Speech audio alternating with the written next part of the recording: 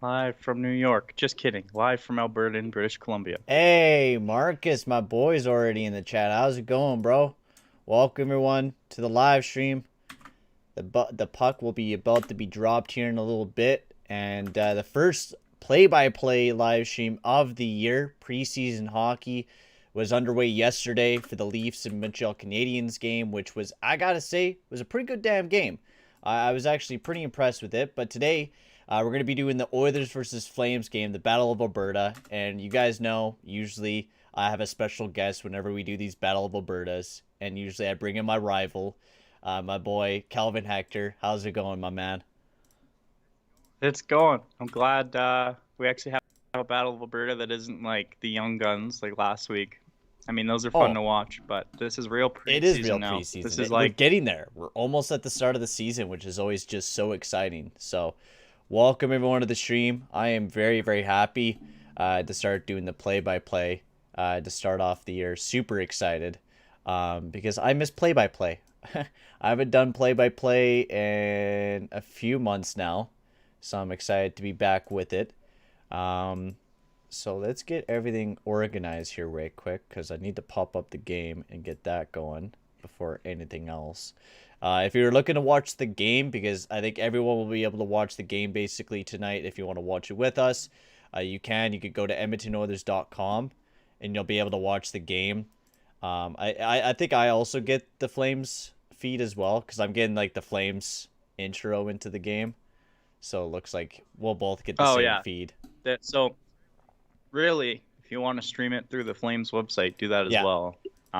I don't know how it's like we have the audio turned off, so I don't know if it's gonna differ like what odd like if they're gonna play the Flames radio Mm-hmm. broadcast over top of the Flames feed, and then maybe in Edmonton they'll play whatever six is it 6:30 Ched that they do I think the so. Oilers games Yes, on? Ched 6:30, and then I heard also seen like Sportsnet 950, the Fan as well. If you're looking to listen to it on radio, you could also listen to it on there as well, from what I seen. But yeah, Yeah. I also want to post here right quick in the chat, guys, because I just opened up my Discord server not that long ago, and I'll post in the chat here right quick. But I just officially opened up a Discord server, so if you guys want to join in, come chat hockey, or even be part of the live streams, like how Calvin is.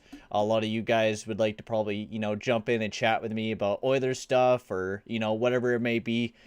We have that possibility, or just chat hockey as well. We're going to have tons of great stuff in there. So let me just find my live stream because apparently I can't.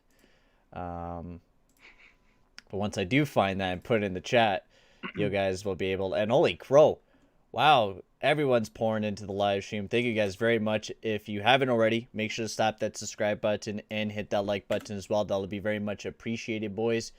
And Jill, are they showing the game? Yes. If you go to the EdmontonOilers.com or go to I think CalgaryFlames.com too, you'll be able to watch the game tonight, That's and you right. won't have to worry about Uh, Sportsnet. And if you worry about paying, you don't have to worry about paying tonight. Get to watch free and hockey. then there's and you can listen to it too Yeah, through the radio. I don't know if they're gonna do an audio overlay for this. Probably will. I mean, I would assume so, we're the but best like, option. so if We're the best Calgary, option for your audio, ladies and gentlemen. yes, yes, stay tuned to us. Also, here's the Um, Discord, everyone. Go and join up. If you click on the link, you'll be able to join up into the Discord server.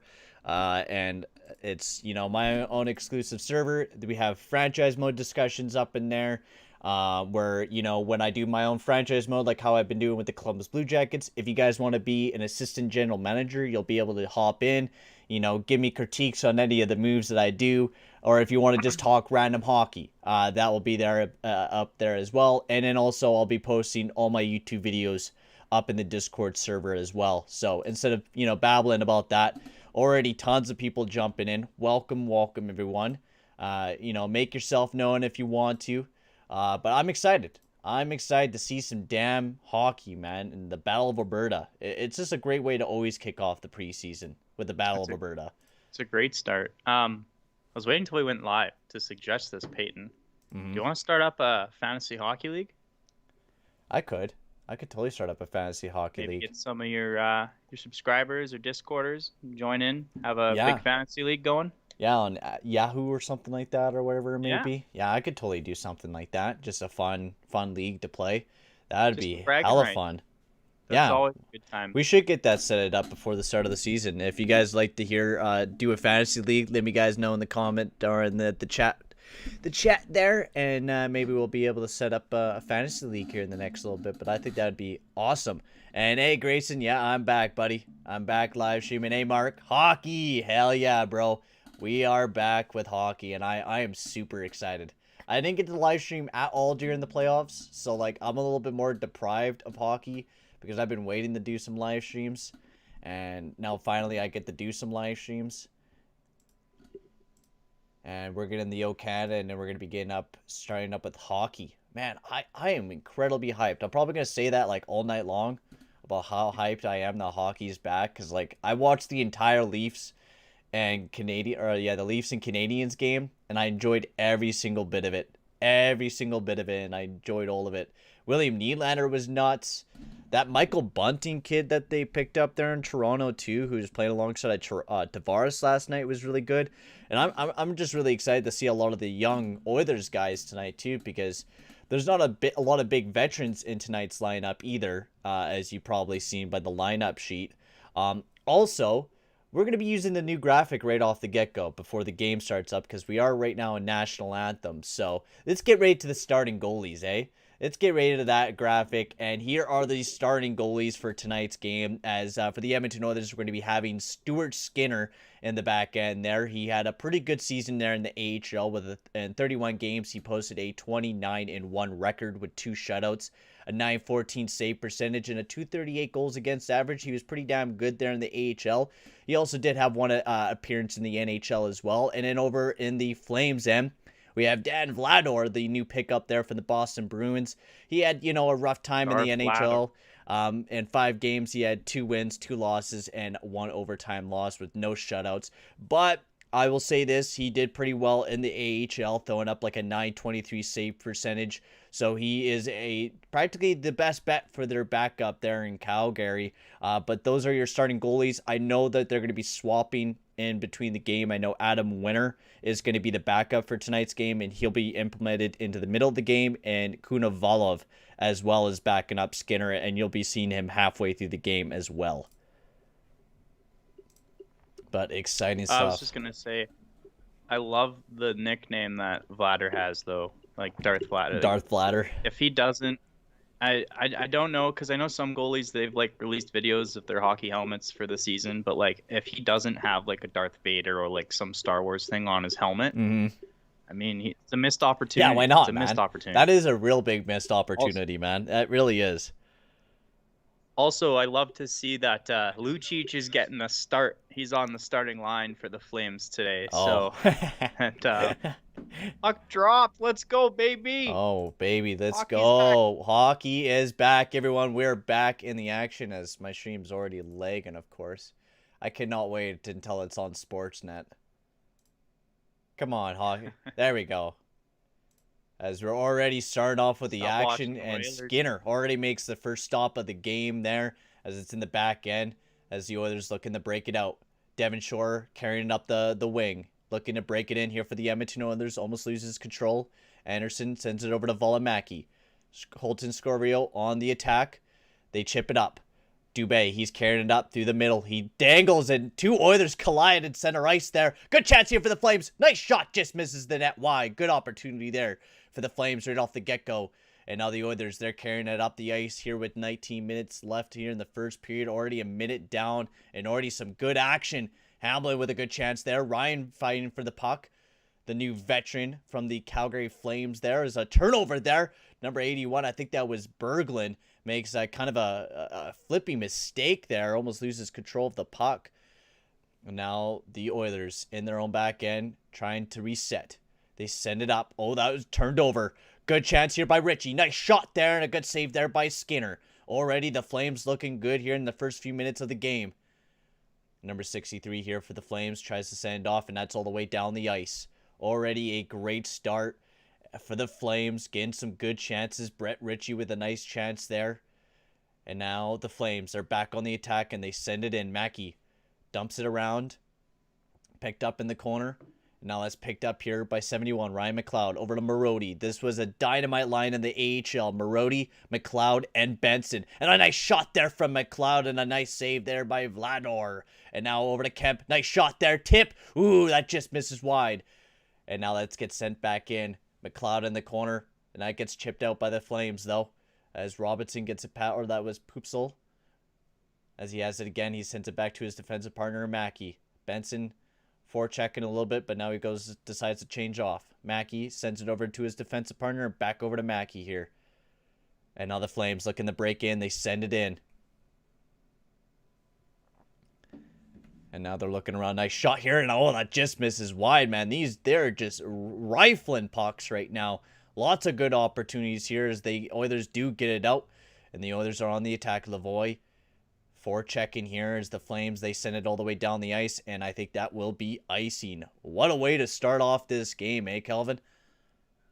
Yeah, it was a lot of back and forth in the first, what are we at? 3 minutes? Almost 3 minutes in. 2 minutes and 51 seconds. And that was just a lot of back and forth. Like I said, good chances for both ends. The shot clock showing 2 shots for the Oilers, 1 for the Flames. So that's not bad to start this period.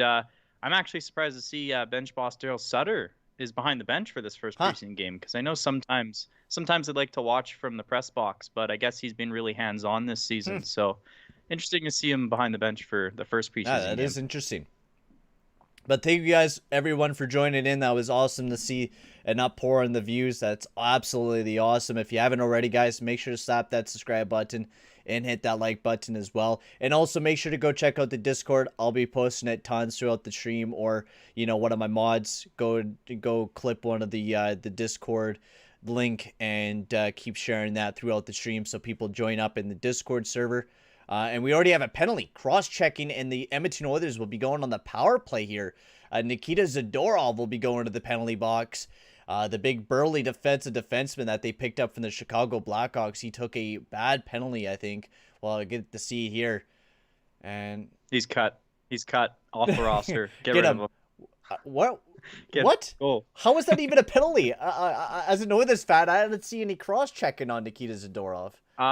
It's preseason for the refs too, I should say. So I'm expecting a few bad calls. That was a bit of a rough one there, as the Oilers will be on the power play, and the Flames do get it all the way down the ice, and that's picked up by Skinner. Already a good start off for the kill here for the Flames is now Evan Bouchard. He's carrying it up, the elite prospect for the Oilers. He sends it back as McLeod. He has it now. Oh, tries to chip it over, but that got turned over, and the Flames send it all the way down the ice, but that gets sent into their own bench. Friendly fire there by the Flames, rifling at the bench. And, well, everyone's knocking off the rust a little bit here tonight. I think the first period is making sure making sure the coaches are awake. I was going to say, making sure nobody's taking a nap on the bench. That's right.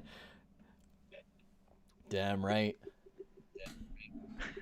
Oh, they're throwing up. It's good to see fans back in the stands, man. That is really good. When I was watching the Leafs versus Canadians game, and to see those fans back in the stands and just seeing them so electric was amazing. What a chance there by Turris, and a big save there by Vladar, and the puck's loose in front of the net and was not able to find the back of the net. And Turris sends it all the way around the ice again. McLeod tries to set up. It's number 65. Turris with a big clap bomb. And number Benson takes out the goalie. And there's a penalty on the ice, as well as the Flames just chip it down. And the penalty will be called. I'm probably thinking it's goaltender interference there on Benson. As it could go on Anderson. It could be on Anderson too, because I heard the NHL, they're really tightening up on cross-checking. So, and slashing and stuff like that too, I think, right? So they're calling interference. Okay, so it is going against the Oilers, but the NHL this year, they've sent a letter to teams and showed referees videos and stuff that basically cross-checking is not allowed at all this year. They're really going to and like I'm looking at this replay, that was close. Anderson could have necessarily gotten a penalty for having his hands wide on the stick. Like you can't cross-check someone like this or push them down in this motion anymore. It has to be more like close, tightened up hands. Without a doubt. That's just, you can't have that type of stuff. So we are on 4-on-4 for the next 50 seconds here, and then it's going to be going on a power play here for the Flames as the Oilers, they're looking to break it. What was that guy? 86.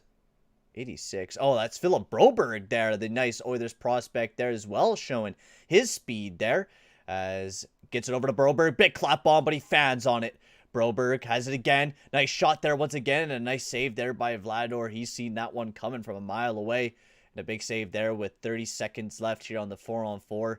15-13 left in the first period. The Oilers 5-1 for shots. Broberg absolutely fanned on that one hard, but he came right back again, challenging Vlador, and a nice glove save there by him.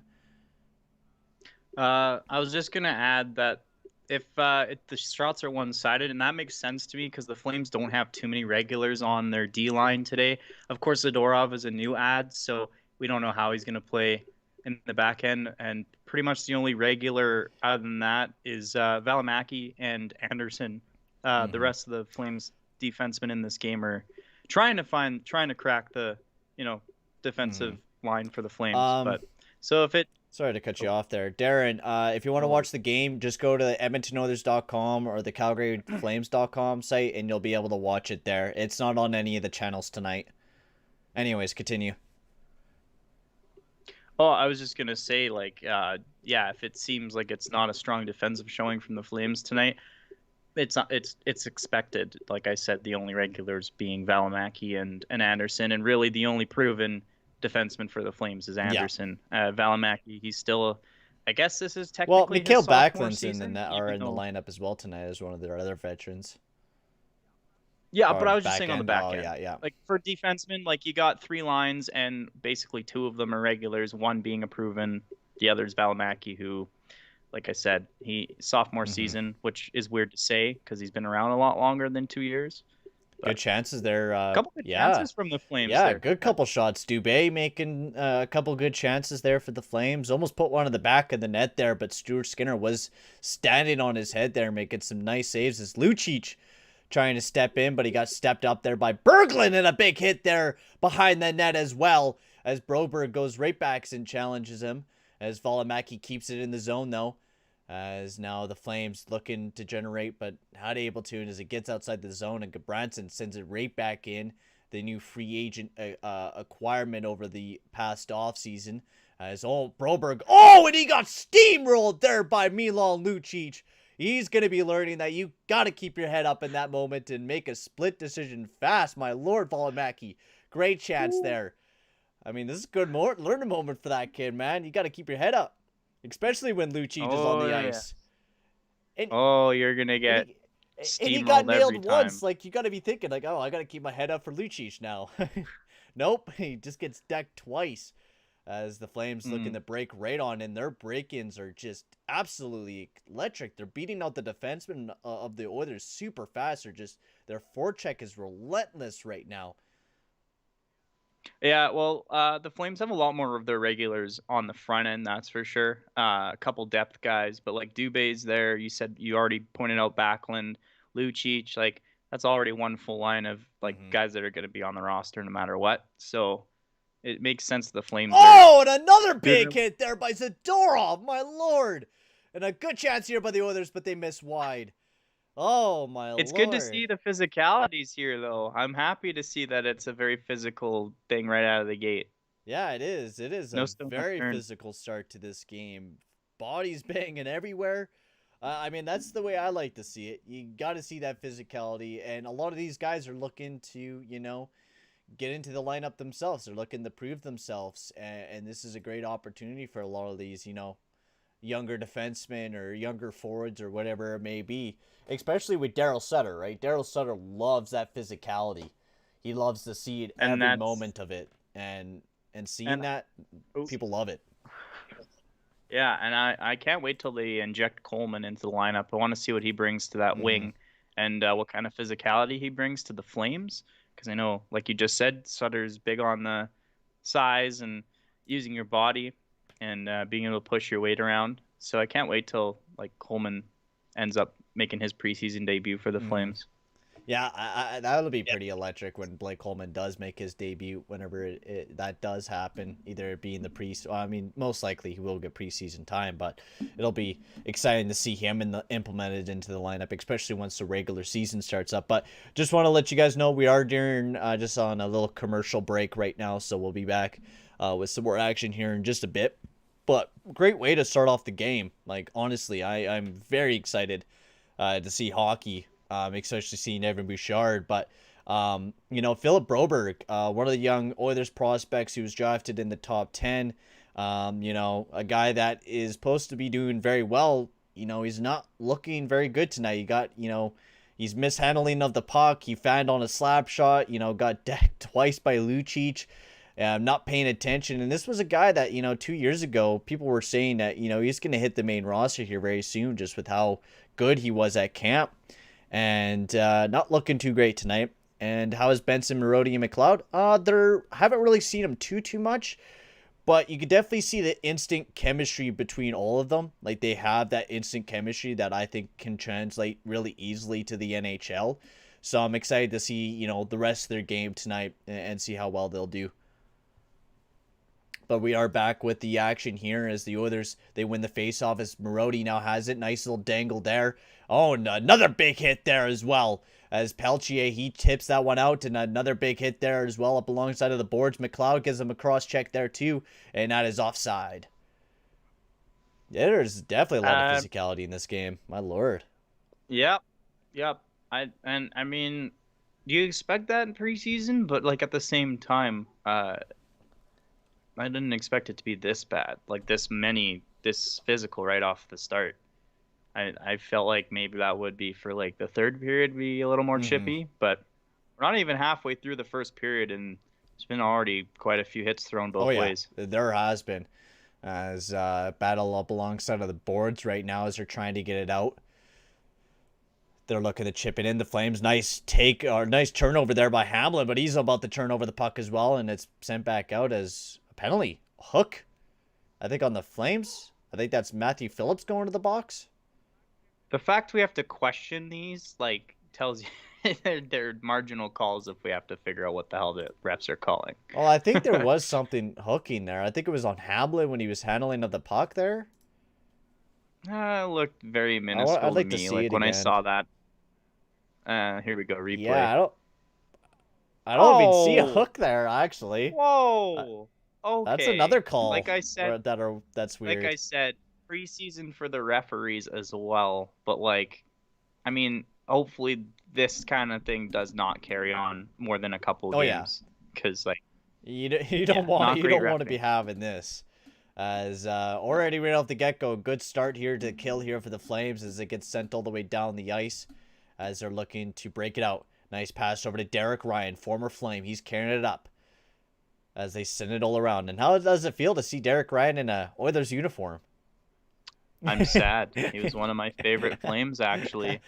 Just through his work ethic and through the kind of person he was. Yeah, I'm excited to have him as an Oiler this year. He's going to be such a huge piece to the team, especially in our depth this year.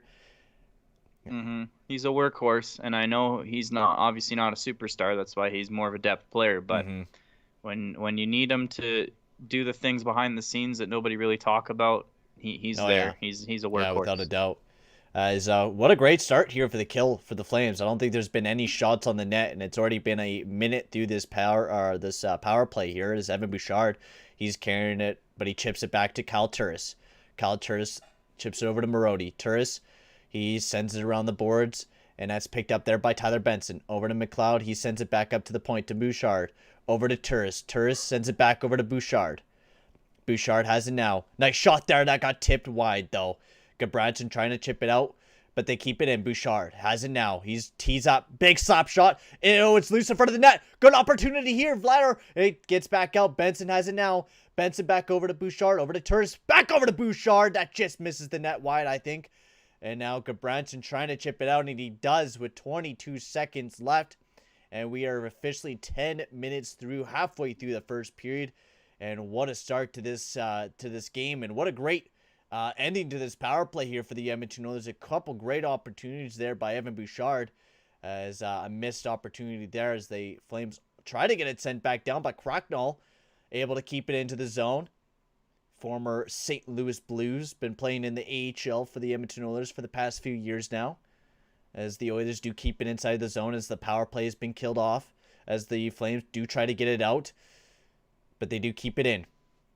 Fight here, Lavoie pressuring. Lavoie gets a handle of it. He's trying to get loose. Gets it out. And now it's up to the point. Hamlin, trying to keep it in the zone, but wasn't able to. And now Kemp, he has it, makes a nice pass, but that's turned over. Now good chance here by the Flames. Popsel sent it in. He beats out Legason, but the Oilers, they turn it right back over. Nice shot here, but that just misses wide. And now the point, Mackey. Oh, and a big hit there by Legason up alongside of the boards. As the Oilers, they send it all the way down the ice, and I'm pretty sure that will be icing. Just going to say hi. This gentleman in the comments section, Marcus Hunt, was asking who's in the top left. Well, that would be myself. My name's Calvin. I'm buddies with Peyton. We went to SAIT together, and we both like hockey, but he's an Oilers fan. I'm a Flames fan. So we got, a little bit of a rivalry. Yeah, you would have seen this man in the past other streams as well that we've done for Battle of Alberta. I went over to his place, and we did like the whole live stream. And I don't know if you were in for that one, but yeah, he's my bro, Calvin Hector. Like he said, we went to school together, and it was an absolute blast. But we're back into the action here with 8:27 left here in the third period. It's, oh my lord, all over him. They're number 76, and they send it right back in. Skinner gets a handle of it now as they look to send it outside, and I think that will be another icing.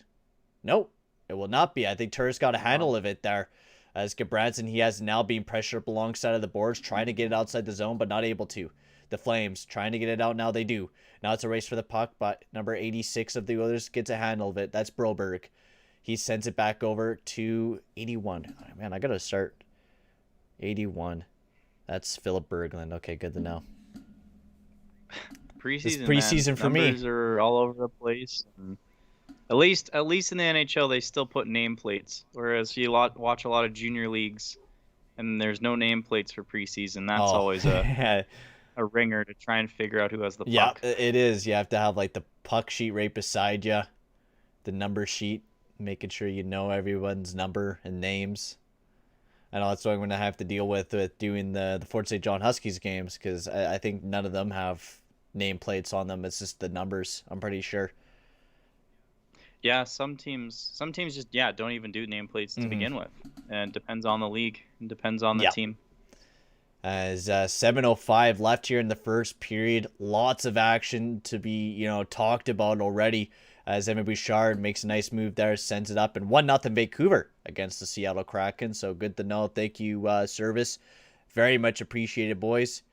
And release the Kraken. And you can tell Bakersfield is going to be a dangerous team this year. Oh yeah, they always are. We always just really have a good AHL team, especially with a lot of our youngsters. Unless Marody, McLeod, and Benson will get called up this year, I think you can see the team get a little bit of a downgrade, but it's still a very strong team down there. And Bouchard makes a beautiful pass, and now it's right in front of the net. Good chance here. Bergolkin in front of there. Turris or Derek Ryan, tried to get a shot up, but not able to. He has a handle of it, trying to send it up to the top of the boards, and they keep it in. And actually, that's just outside, I think. And now Mackey, he has it now. Benson right on the forecheck. And now that gets sent out, and that's picked up here by 75, I think that was. And that's sent back in. 76, that's Kemp. Legason, he has it now, chips up the boards. And no Oilers was able to get that, but Gabranson, he dumps it right back into the Oilers zone. That's picked up by Legason once again. He sends it over to his defensive partner, but that got chipped a little bit. I think that almost hit that stick behind the net. As now McLeod, he chips that one in. Benson has it now back over to McLeod. McLeod wasn't able to get a good chance off and leaves it there for Benson behind the net. But that got turned over. I don't think that was Zadorov, because that's right-handed player.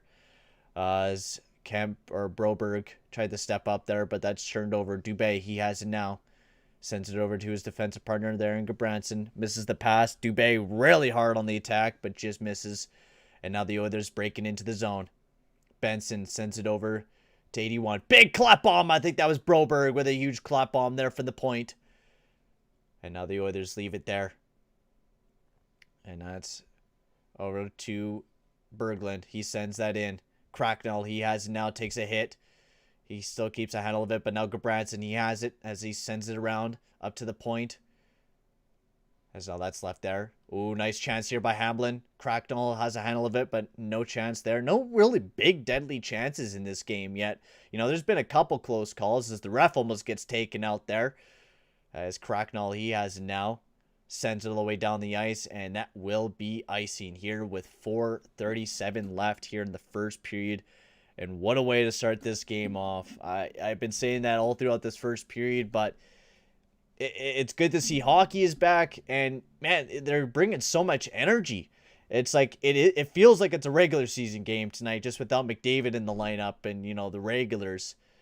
But it's just such a good start to the night. I think it's just nice that they have freaking fans and that in too. the stands. That is extremely hype to see fans back in the stands tonight. I wish I was there right now. I'm sure you do too, or maybe when they play in Edmonton. But let's do a road trip. Let's go to Battle of Alberta in Edmonton. Yeah, let's do it. Book it. Sure, that's a shorter drive for you than driving to Calgary. Yeah, driving to Calgary would be like 10 hours. Edmonton would be 7. So it's a little better. Still a long drive. Yeah. As Perlini. But for hockey, though, is anything a long drive for hockey? Never. No. My dad and I did a 9-hour just to go when the Flames are playing in San Jose when they clinched the Pacific Division against San Jose. We drove 9 hours from Los Angeles to go. Oh, yeah. We got there just before puck drop. It was an adventure. That's what you do for hockey. Oh, yeah, you do anything for hockey. His Turris almost gets leveled there as they send it inside the zone. Here is Backy. He has it now.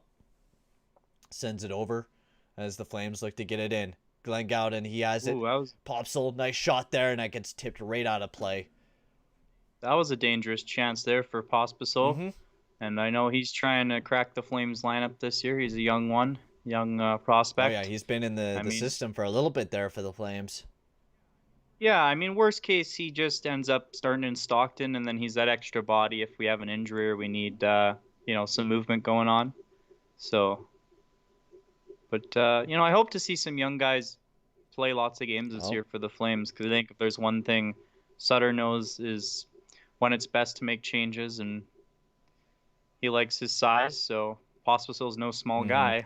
As we are hitting commercial break, and of course I used my other account to comment.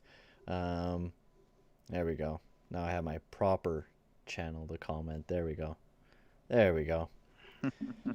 Yeah, but it is my buddy Calvin Hector. He is joining me for tonight's stream, and will most likely join me for most of these streams when we're doing Edmonton versus Calgary, most likely. So I would love to see what Vinny Desharnais does in Edmonton. Yeah, he's a big burly defenseman. I would like to see what he would do when he comes into the team. But also, if you guys haven't already, if you haven't hit that subscribe button yet, make sure to hit it and hit that like button as well. And who the hell disliked my video? What the hell is wrong with you, bruh? Come on, man. I'm just joking. Come on, bruh. Turn that into a that. It's not that hard. Just give me a thumbs up. Like that. But if you haven't already, make sure to hit that like button and subscribe button. It is very much appreciated. And make sure to go check out the Discord server if you haven't already. A few people have already joined it. I will once again post it down in the chat again. Make sure to go check it out, ladies and gentlemen. God, if the Flames are going to use what they just used for their power play or to make a little bit. Oh my. They just Tom Hanks from and Bob's Burger from Castaway, and then they show SpongeBob and then Bob's Burgers and The Simpsons. They come up with some good stuff. It's hilarious. Last couple of years ago, they used like Baby Yoda for one of their like make some noise clips. Oh, that's cool. Gotta love that, game production stuff.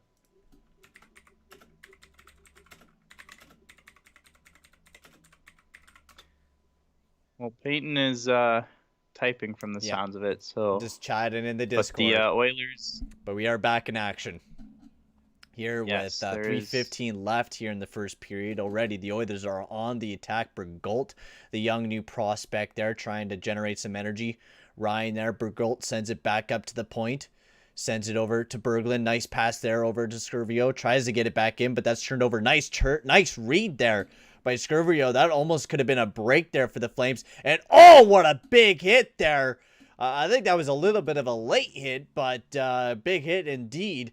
As Mackey, he sends it up to Dubé. Dubé, I've been seeing a lot of speed out of him tonight. As Pelche right on the attack. As now Dubé, he has it once again. Up to the point. Gabranson, nice shot there. I think that just missed wide. And now, or I got blocked, I meant. As now the Flames looking to send it in. Pelche, he has it now. Over to Dubé. Dubé has it now. Valimaki tried to take the shot and it went deflected wide. Yeah, that just missed wide. As the Oilers didn't have. What's that? He didn't have the breakout season he was hoping for last year. There's a whistle. Yeah. Sorry, I might be a little bit ahead of you. But Valimaki was really hoping to have a breakout season for what was technically his rookie season last year, just because he hadn't played enough games to be considered NHL regular yet, just due to some injury and playing a little bit overseas and all that. So this is his sophomore season, and hopefully he can improve, because last year he definitely struggled. You can see, though, there's signs of a good defenseman in Valimaki. His work ethic's there. He tries really hard, but I think that was his issue last season, was he was trying too hard, and you could really tell that he was kind of overplaying the puck a lot of the time, or at least what it looked like was overplaying the puck, and so it caused a lot of turnovers and just stupid little tiny mistakes. Yeah. And I think, especially with Sutter coming in and seeing that bad side of Valimaki, he's got a lot to prove, especially Daryl Sutter, to show him that he belongs in the lineup as a regular on the blue line for the Flames, because I know Valimaki was caught a lot of times being the 6th or 7th defenseman. Yeah, for sure. Valimaki is a guy that definitely needs to take a big step up this upcoming season. Yeah. What do you think will play in the finals? He has the Avs and the Islanders. I don't know. I do have the Avs in the finals this year, though. I do. I like the Avs. I don't know about the Islanders, though. I don't even know who to choose, because there's so many teams that you could choose. I'm just going to go for it. Colorado and Florida. We're going to have a rematch, baby. Florida, baby. Let's go. You think the Panthers are going to make it to the Cup? I've been pretty confident. You know, last year they played pretty well. This year they just, improved upon what they did last year. I think they could be a pretty good team. Their goaltending is... Spencer Knight. Their goaltending is a question. Spencer Knight, baby. He's... Yeah, but do you think... He's the answer. Is he? Oh, hey. Do you TD think... for the Packers. You think... Yeah, I just saw that, actually. I got a side... tablet on the side here with the game on.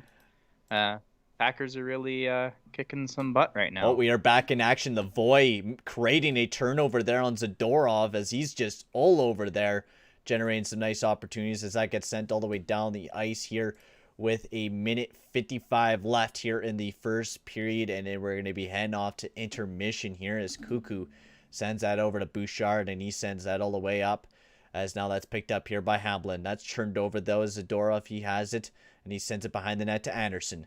Anderson has it now, but that's turned over there by Cracknell. Hamblin, he gets kind of crunched up alongside of the boards, but that sends it all the way to Zadorov. Over to Lucic. Lucic has it now, and that gets sent all the way down the ice, and that's picked up here by Cuckoo. He has it now. What a funny name, but it is what it is. Cuckoo. He has it now. I sound like I'm one of those like alarm like clock, cuckoo you know? Clock. Yeah, cuckoo clock, because they just say cuckoo all the time. As the Flames are breaking it in, and that's offside there. Yeah, 17-0 for the Packers. Nice. You know what? I'm kind of, like I said earlier, I wouldn't be surprised for the Flames defensemen lacking. But like the fact that the Flames forwards only have 5 shots on net in this period, with as many regulars in the lineup as they do, I'm kind of disappointed. I don't even take a look at the shots, honestly. I think the Flames have got some good opportunities, especially at the beginning there, but they just keep missing the net. Like, that's the biggest thing in this game right now. They really do keep missing the net. As the Oilers, they're in the zone here. Turris has it now, trying to battle up alongside of the boards, but the Flames, they're about to push it up, but Short keeps it in. Turris sends it around the boards. as the Oilers are trying to generate something right now, but they seem to be just stuck up alongside of the boards. As Turris, he has now a nice backhand and a nice save there by Vlador. Pretty easy save there for him with 36.7 seconds left here in the first. Oh. And thank you everyone so much for joining into the live stream. It is very much appreciated. This has been a killer live stream already, and it's only been the first period already, and you guys have broke records for views already. Like, this has been almost, yeah, this is one of my most viewed streams in just the first few minutes of this live stream. So you guys are absolutely nuts for the way that this stream is already starting off. So thank you guys very much for joining in, liking the video or whatever it may be, chatting in the live stream. Thank you very much for all the support, ladies and gentlemen, already off the start of this live stream. So 17 seconds left, and the Oilers, they're on a break here. Bergault, he holds on, trying to generate something. As now Derek Ryan battling up alongside of the boards as well. Bergault picking at it too here with 6 seconds left. The Oilers trying to get one last opportunity, but the Flames are just trying to keep it alongside of the boards just to waste the last few seconds left. And there we are. First period is officially over. And what a start. That was a good first period.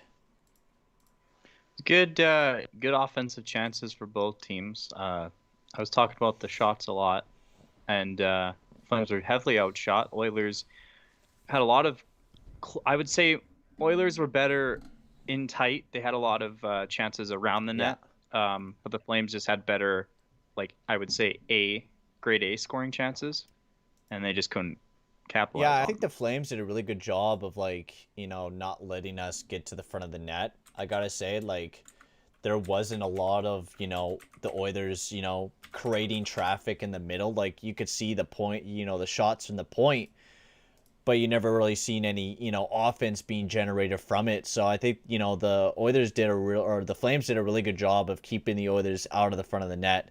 And I really enjoyed that. Or I guess not for me, but good defensive play there by the Flames. The Oilers, they did pretty well puck possession wise. I think they controlled the puck majority of that, you know, first period. I like seeing a lot of the young guns and seeing them produce. Bergault didn't look too bad. I've seen him a few times.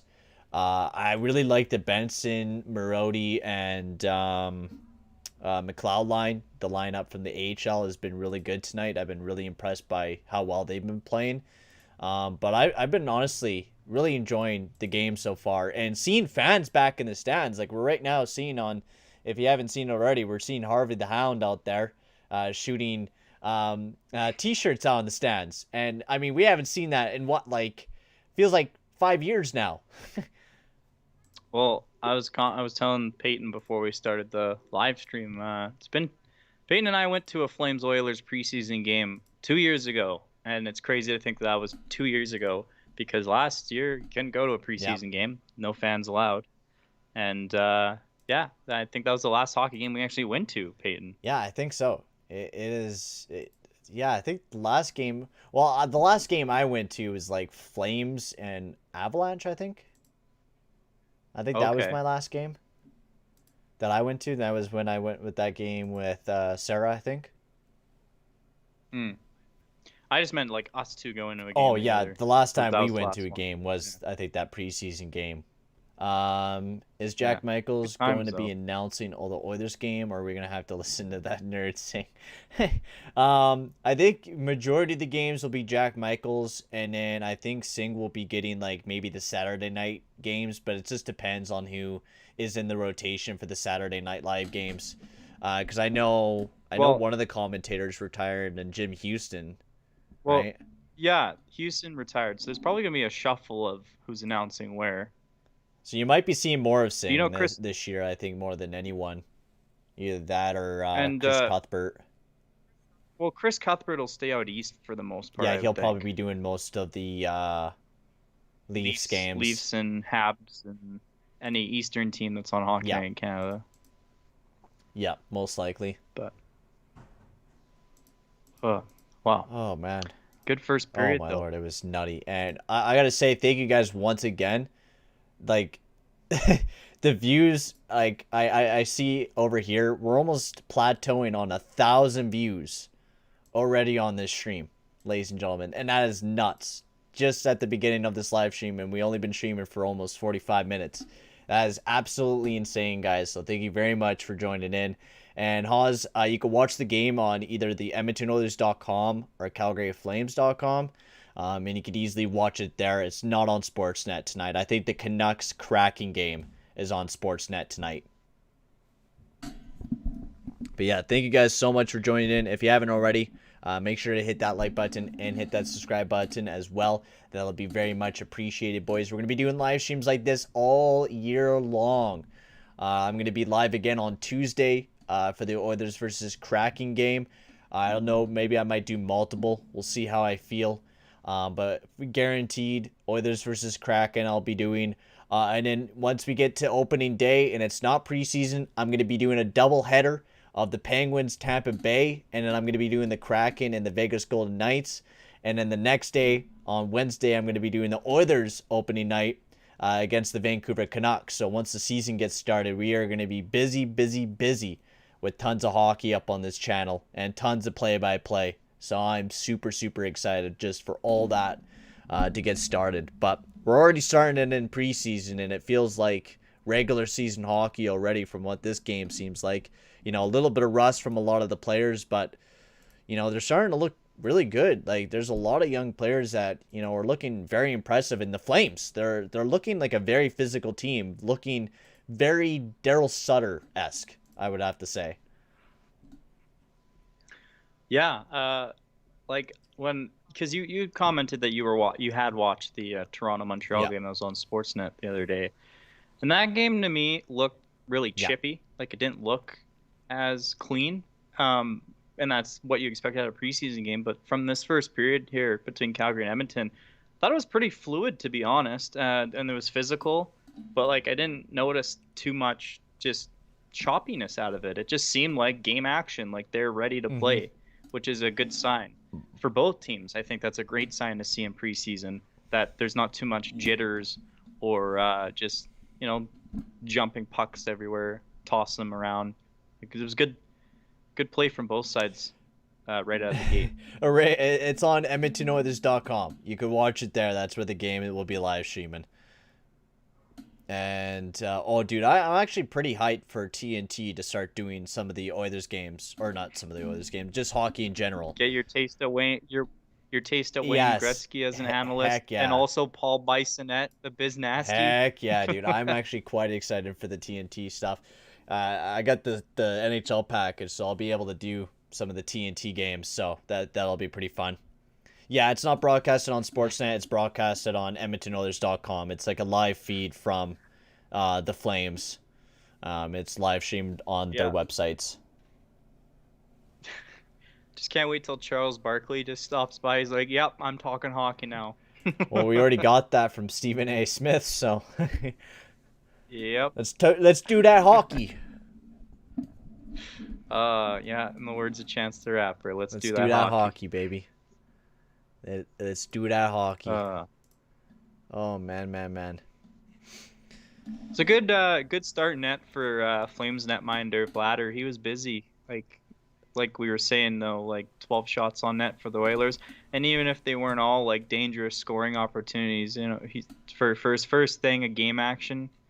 Yeah, it's pretty solid. Even when he was getting busy there, and there was like a few chances where, you know, there was some opportunities, they did really good, you know, at just maintaining, you know, rebounds, and especially the defensive core, you know, they all like helped out their goaltender. If there was a big juicy rebound, they made sure that, you know, they had to go through like 4 different bodies to get to that net. So I think Vlador, I mean, I really enjoyed how he did in the Boston. I know his numbers didn't look too pretty in the NHL, but, you know, his first few games were really hot until near the tail end of the season. He's going to be, I think, a real good backup goalie for the Flames. And then Stuart Skinner, when, you know, time was in the essence to make a save, he made, you know, those saves. But you're hoping as a coach to see that goalie take a little bit more shots, because if you're splitting, you know, the minutes between the goalies, you want to see your other goalie, you know, make a lot of saves so you can see what he's made of. And Skinner's only faced a little bit tonight, but, you know, every shot that he's faced, I think he's done pretty well. Last year when he did play that one NHL game, he looked like he was like a deer in the headlights. His first game in, he wasn't, looking very good. He looked, a little stressed, didn't look in his form. Tonight, he looks really relaxed, looks in that good form that, we wanted Skinner to be. And I'm excited to see what Skinner will be able to do the rest of the game. Yeah, I mean, isn't it pretty open and shut for the Oilers goaltending, though? It's going to be Koskinen and Smith. Koskinen is a mystery right now from what I've heard. Oh, I know the Oilers, okay. from what I've heard from reports, that they do want to go after, another goalie. But I could totally see Kunavolov and Skinner, if they really, really do good in camp and impress, Tippett and Holland. You could possibly see those guys even, make some starts in the lineup. I could totally think, because I mean, Koskinen had, a rough ending to the season, and I don't think the management, really adores Koskinen right now. They've been, trying to dump him off to Arizona, but since Stalock, as you heard, he had a heart condition from COVID, so sadly he won't be able to play this year. And then also Josh Archibald, I don't think he's going to be wearing an Oilers uniform at all this year from what I've been hearing, because he is unvaccinated right now and he won't be able to travel anywhere to the American games. So he's only going to be able to do the home games. So he's going to end up missing 30 games throughout the season from what I heard. But so is it just home games though, or is it like it's because he can't go to the States? Like so he can play home games and Canadian games and road games against Canadian teams, right? He can't travel to America because he's not fully vaxxed. So yeah, and then I mean, they're professional players, right? It's their job. They can choose whether they want to or not to. But like, of course, Bettman in the league, they said if you choose not to, it's going to be a tough road for you. And then there's that layer, and then there's your personal layer with the team, right? Because teams can do their own thing as well. Like, wasn't it Columbus that one of their assistants wasn't vaccinated? And they're like, "Hey, they fired him. Pack your bags." They fired him on the spot, and then Zach Ronaldo as well. He's not getting vaccinated, so they just told him not even to show up to camp to go down to the AHL. I think it's different. I think it's going to be a different scenario with Ronaldo, though, because he's under the players' union. Don't quote me. I don't think there's like a coaches' union for coaches, right? So he can get canned, and there's nothing he can do about it. But like Ronaldo, he can go to the players' NHLPA, and they'll probably like, give the league crap. If Archibald's career with the NHL is done, he has the potential to be one of those talking pundits of Fox News. Yeah, most likely. Yeah, I mean, he was sharing like, what was it, like that COVID-19 is fake or whatever on his Twitter, which if you're a professional athlete and you have those types of beliefs, I'm sorry, just don't post them, You're a professional athlete. Make a burner account. Yeah, do what Tony D'Angelo did. Make a burner account. Burner accounts only get found out if you're dumb about your burner account. If you make it obvious it's you on a burner account, like Luongo tried so long to be this mysterious Twitter account, and then everyone's like, no, it's Luongo. But it's kind of obvious it's Luongo. Luongo plays like the same, person that he does on Twitter. He does it in person as well. I remember all his interviews, and he's just... I remember I love Luongo. Like, my dad wasn't a big fan of him because he was on Vancouver, but I love Luongo just because of his character alone. Same with BX. I hated him all up until like now, and now I'm like, oh my god, this guy is like, until he's on Hockey. This guy's amazing. He's so funny. Like you just seen him as he just has a face you want to punch. I know though. it does. I'm not... But he's so funny and it's stupid. Well, him and Anthony always going at it on air. Dude, like no so stone left unturned. Everyone gets chirped. Oh, he chirps everyone. I'm pretty sure if we had Don Cherry on there, he'd be chirping Don Cherry. It was worse when Burke was still with Sportsnet too. Oh man. But speaking of Brian Burke, I mean, we got time to kill. The period's not started yet, but so I don't know, because you're in BC, so you probably don't get the Calgary radio station signal, but like Sportsnet 960. on weekdays they have a afternoon show, and it's called Rintoul and Mm-hmm. Sermon, but it's in Vancouver, but they broadcast it to the Calgary one as well, so they talk about Oh yeah. both. It's like you can text from the Calgary station and they'll still read it, Mm-hmm. whatever. But they were on the topic of like they were talking about Daryl Sutter and how his phone is like ancient, or there's like through the grapevine they've heard his phone is like a flip phone or something like that. Like and so their question was like, hey, text us if you have like a funny story about like a hockey personality with like an old phone or like their oversized hand or something like Yeah. that.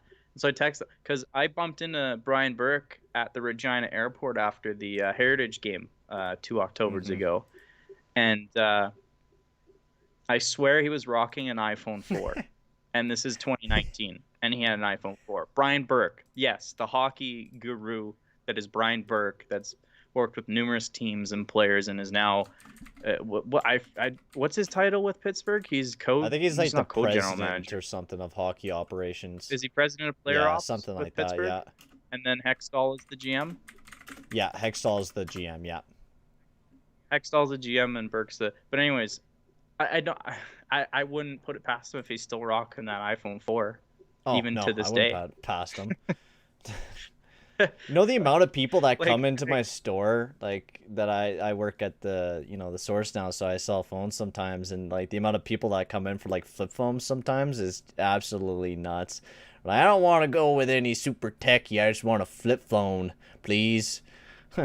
Flip phone. You're like, yep, yeah, but like I got one here. I guess like you don't do everything through your phone anyways. Like if you're a front office person, you're usually like at a desk, Calling. you got a computer, right? Checking emails, you got your desk phone, right?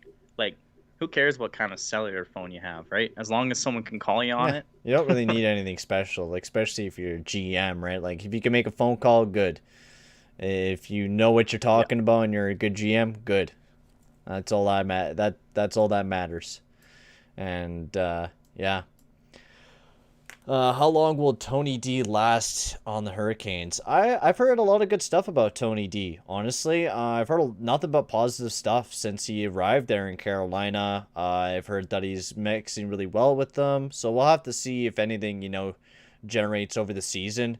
If any drama happens with Tony D. He's had a pretty bad history.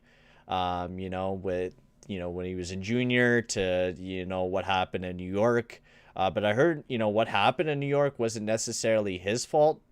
So I don't know what really went on there in New York, and I don't think we'll ever know until he retires and he fibs up and talks about it or something like that. But yeah, we'll have to see. I think Tony D will probably last the year, most likely. I don't see the point of buying out his contract, but I could see him lasting most of this year in Carolina. Oh, Hmm. Peyton, if we're talking about players and how long we think they're gonna last on their teams, got two names. How long do you think Evander Kane will be with the Sharks? And then how long do you think Jack Eichel will be with the Sabres? Oh, Because okay. those We got are to talk two about Jack kind of, Eichel. This is good that you brought this up because I gotta say, yeah. Buffalo, you're dicks, man. You are a load of dicks, man. What the fuck is wrong with you? What is wrong? He no duh he fails his physical and then you tell him that he's no longer the captain because he can't play? Yeah, no shit, Sherlock. Get him a surgery. Like, And then give him the and surgery then that he didn't they wants. go You're paying the guy $10 million to be your all-star, and you're like, no, you can't get a surgery. Get this one. Fuck, and man. apparently even if the surgery that Eichel wants to get fails, it's not gonna mess him up and he can still get the surgery that the Buffalo Sabres want. I know. It's so Like dumb. Just give your it sounds all-star. like there is really no absolute besides the fact that Buffalo's like, well, then we have no control over Eichel anymore if we can't say But what he's surgery your he gets. all-star. You don't have control over your all-star majority of the time. Look at any other league. Do you have control of Kevin Durant or Kyrie Irving or Steph Curry or most of these all-stars out there? No, they don't give a crap, man. They know they're good.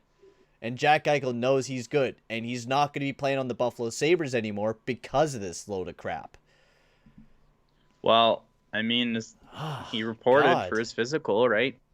At least he reported for his Yeah, right? physical. I mean, You knew what was going to And happen, then though. it looks like the teams are just returning to the ice. But quickly, I'm going to talk about Evander Kane, like because it said that after the investigation from the league, nothing came up. So it just sounds like his wife is a major Yeah, I heard bitch. that all the, So, the all the or sorry, stuff his ex-wife, that ex-wife, she was ex-wife. saying was I a bunch of BS. Yep, she was just throwing him under the bus because of his, name, and she was obviously pissed off about something. Their marriage wasn't working or whatever. Can't speak on a personal level because do I know? No. No. Anyways, with that being said, game's back Yes, on. we are Peyton. back here in the second period of action. We got the the proper graphic backing up, and we are back in the action here, baby. Second period action is underway here between the Flames and the Oilers. I am ready, and I'm excited.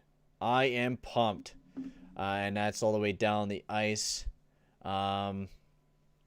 Hey, now, how's it going, baby? How's it going, my man? Has already battled up alongside of the neutral zone as Anderson. As now Hamblin, he has it, sends it over to Bouchard. Bouchard sends it over to Cuckoo. He has it now. Maybe Evander Kane's wife is a little cuckoo? A little play on words. I see what you did there.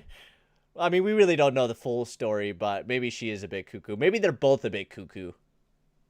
Anyways. Well, Race's fan rocks for is saying his ex-wife is now saying that he was also abusive. Yeah, who knows what really. No, I haven't heard anything. I haven't really dug into it very those much. allegations yet, but I'm sure that wouldn't be out of the realm if she's already saying like bullcrap things that have been proven wrong. Yeah, who knows what really went on. I mean, in relationships like that, when it gets so messy, sometimes you do lie about certain things, and not saying that she is, a liar. I always say you're not proven until, you're proven guilty or whatever. Or you're not guilty until you're proven guilty. Well, I messed that one up, but anyways, you know what I mean. Yeah. But, Evander Kane, I don't think he's going to last very long in San Jose there either, especially with all the stuff that I've been hearing about him in the locker room and stuff like that. But, oh, my Lord, what the hell was that? That was a blindside hit there. Whoa. Well, hey, calm down. Bro, It's getting called. The refs are actually calling a real penalty. I will say that was a stupid penalty to take. Is that Pelletier? That was number 18. Who was that? My Lord, that was a dumb hit there. What do they call charging? They called it charging. Interesting. No, McDavid did not lace up the skates tonight, sadly. Oh. How is that a charge? He didn't move his feet. It was shoulder to shoulder. Hold on. Come on, refs. It was a blindside hit, but like.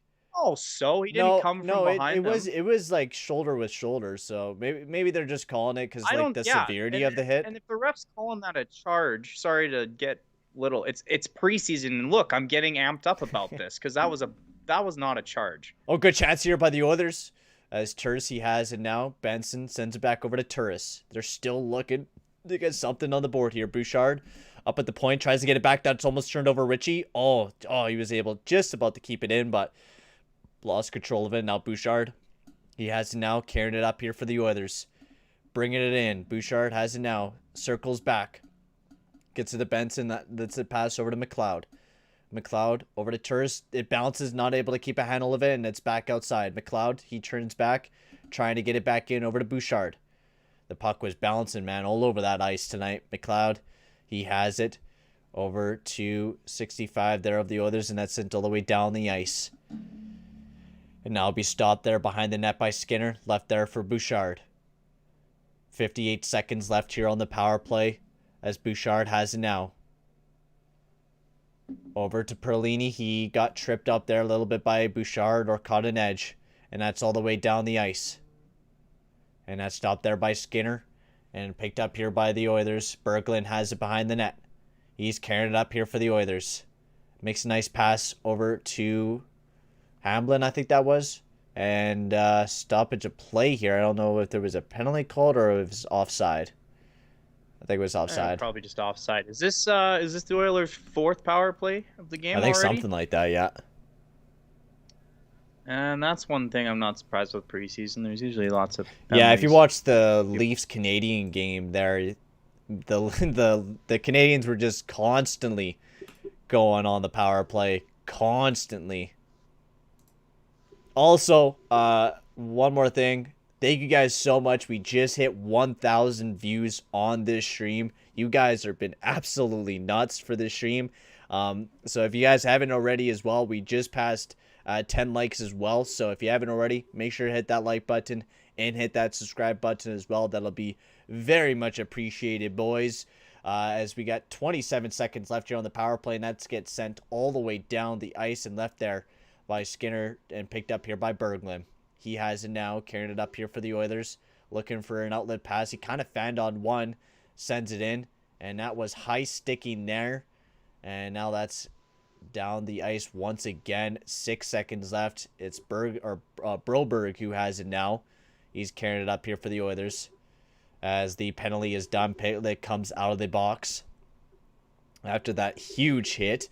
And then it got called for charging, and that's all the way down the ice, and that will be icing on the Flames, and there'll be a face-off to the right of Dan Vlador here with 15:57 left here in the first period. And the Flames have yet to register a shot this period, and what are we, 4 minutes and 3 seconds in, and they still haven't registered a shot. Yikes. That is yikes. That is big yikes. But granted, with Daryl Sutter's coaching style, we're gonna have a lot of games like this year. That's just the way that the team plays. Tight checking.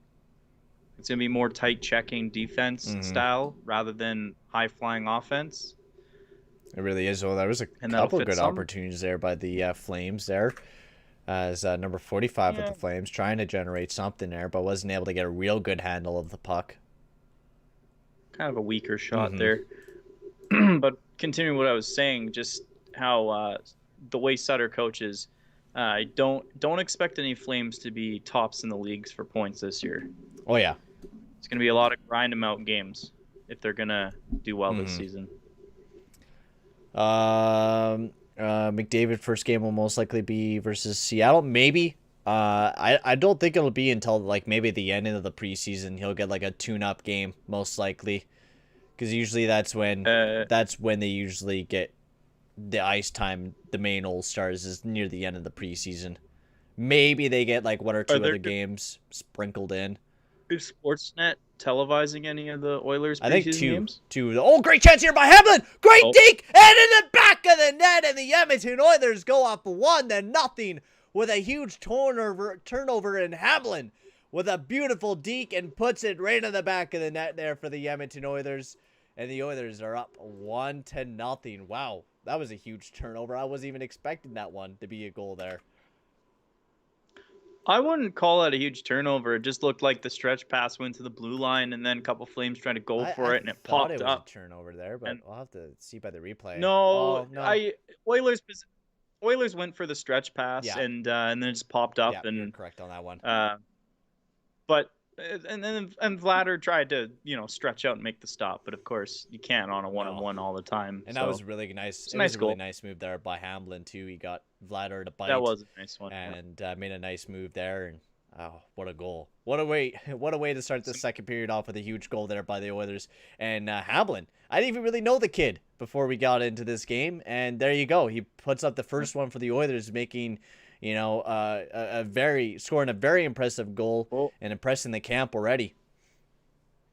Flames almost answer back there, though. Nice shot from the right side from Lewis. I was gonna say, I mean, good puck luck if you're an Oilers fan, bad puck luck if you're a Flames fan, just with the way that dropped right at the feet, and he was able to make the nice move and get around Vladar's pad. Oh yeah, without a doubt, it was a really nice move, and it was a little bit of puck luck as well, just being right in front of him. And I mean, as a defenseman, you can't let that happen. And a little bit of greasy stuff going on here. There's a preseason scrum. Looks like Lucic is yelling at a guy, and they're yelling at Devin Shore. Was yelling at someone. Lucic's going to the box. Oh, what is he going to the box for? I don't know. Being too big. I mean, look, he dude, he can't even fit in the box. Come on, man. Oh, a 4 minute. Whoa, what? They're putting four Whoa, minutes on the what? board. Where? How? Han, I What gotta hear happened the there? commentary here. Well, okay, they're showing the replay. Oh, it's Oh, okay. He threw a punched couple him. punches towards. What the hell was that? Yeah. Well, what? 4 minutes for what? 4 minute. Oh, you get the 2 minute for punching, and then the 2 minute for just being too big. Because you're bullying. He was bullying an undersized guy. I mean, the guy is probably like 50 pounds lighter than him. Everyone's So, undersized compared to Lucic. I think maybe Chara's the only. Like, there's Chara, and who else would size up to Lucic? Maybe Kane, maybe Wilson. Reeves. I guess Reeves is a big guy too. Anyways, we got a huge 4 minute power play here for the Edmonton Oilers. This is a great chance for them to patent that lead right now as they send it right on in the zone. Backlund, he sends it around. Derek Ryan fighting for the puck. Battle behind the net. Gets right in front and right in the back of the net for Derek Ryan as he scores a goal against his former team on the power play. And the Oilers go up 2-0 as he was at the right place at the right time, baby. And the Oilers go up 2-0. I'll clap. Good one. Like I said, he's the workhorse. Oh, he'll show up at the weird. Oh, I mean, yeah, okay. So Ryan was able to find that loose puck, but it also looked like the ladder was so lost. He was looking the complete opposite direction the puck was. So just all around a bad little sequence there for the Flames. Just not good to start with that penalty kill. And Oilers obviously still have another 2 minutes because that was pretty quick, that first goal. That was. I'm just putting a 0 because the 0 that I put on the scoreboard was like mimicking the other. So it was like always showing 2-2. So now I'm just fixing it right quick. Oh, that was a good stop by Vladar. He had to make another big save as the Oilers pressuring the Flames in their end. Minute and a half left on the power play. And Pop's just out the blue line. I don't know any of the Oilers that are on the ice right now, except for Derek Ryan, so apologies if I just say the Oilers have the puck. Oh, good chance right now. Someone's behind the net. No, the game is not over yet. We're just in the second period now.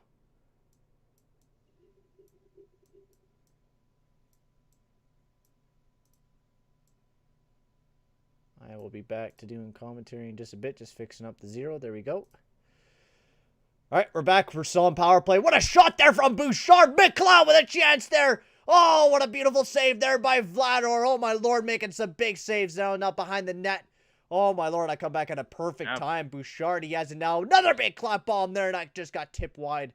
Benson tips it back up to Turris, sends it around. McLeod, he has it now, sends it back up to the point to Bouchard. Bouchard over to Turris. Turris over to McLeod. McLeod now has it now, and the Flames do send it all the way down the ice with 30 seconds left here on the power play. My Lord, 21-7 for shots. The Oilers are coming to play in the second period without a doubt. They are playing amazing right now. As I think that's is that Turris or Ryan? Ryan who scored the second goal of the game here for the Edmonton Oilers has it now. As the Oilers try to keep it in, they're not able to. Is Broberg, he has it now, trying to get something going, but the power play is officially done there for the Flames, and Lucic is back out as Broberg gets leveled in the corner, I think, there, and Mr. Berglund blows a tire as it gets it over to Broberg. And now Cracknell, he has it. He sends it in. He's skating hard after that puck, challenging Vuolamaki, but good puck protection there by Vuolamaki. That was risky there by Backlund, taking it right in front of the net while Hamblin was pressuring him as he sends it in. Skinner has a handle of it, trying to maybe freeze it. Yep, and he yeah, it's blown dead. And I think we're off to commercial break, I think, as well. Yeah, and I have the goal or the score sheet, I guess. Who's got the assists and goals for the Oilers on their first two. Oh, they just showed a replay of that save by Vladar, and he stacked the pads and was able to keep that one out of the net. That's a pretty good save, especially for preseason. He was on his butt. Anyways, I got interrupted. I interrupted myself. So that first goal, sorry if I'm butchering these Oiler players' names, because obviously I'm a Flames guy. Don't really pay attention to the Oilers. Sorry. if that Oh, no offends anyone. worries. So Hamblin with the goal on the first Oilers, and then it was assisted by Sevier, I think something like that. Sevier, and then of course power play goal was the second one for the Oilers. Ryan assisted by Perlini. Mm-hmm. Perlini, yeah. That sounds Italian. That sounds Italian to me. He's an English folk, I think. Oh, From interesting. England. But those are that's the scoring summary so far. Nice. Flames only have 7 shots right now, which is awful. Mm-hmm. It is very bad. And the Oilers, what are you guys up to now? 18 shots? I think it was like past 21 or something like that now. Oh, yeah, you guys are at like 22 or 23. I'm trying to downplay how bad And then they are. I'll just go over the quick scoreboards around the league as well. San Jose, Anaheim is tied up at 3. Winnipeg is up 2-1 against Ottawa. Seattle and Vancouver is tied up at 2. San Jose and Vegas is at 0. And in the games that finished early on, we had Florida win 5-4 in overtime against the Nashville Predators. Boston won 3-2 in shootout against the Washington Capitals. Florida won 3-1 against Nashville. New York Islanders won 4-0 over the New York Rangers, and those are all your preseason games. We have had a packed night for preseason hockey, and awesome to see hockey back, and awesome to see these scores and actually be able to talk about them a little bit. And we are back with some more NHL action here between the Flames and the Oilers, as right now we got 11:04 left here in the second period. As 22-8 for shots here for the Edmonton Oilers, and they have been pretty damn good here in the second period. They have taken up like another notch here in the second period, especially after that Hamblin goal. It just seemed to create so much energy for the Oilers. And Hamblin, look at that guy. He's just so persistent on the forecheck.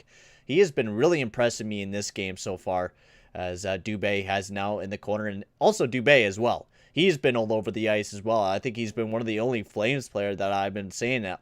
He's been creating a lot of energy for the team tonight. And once again...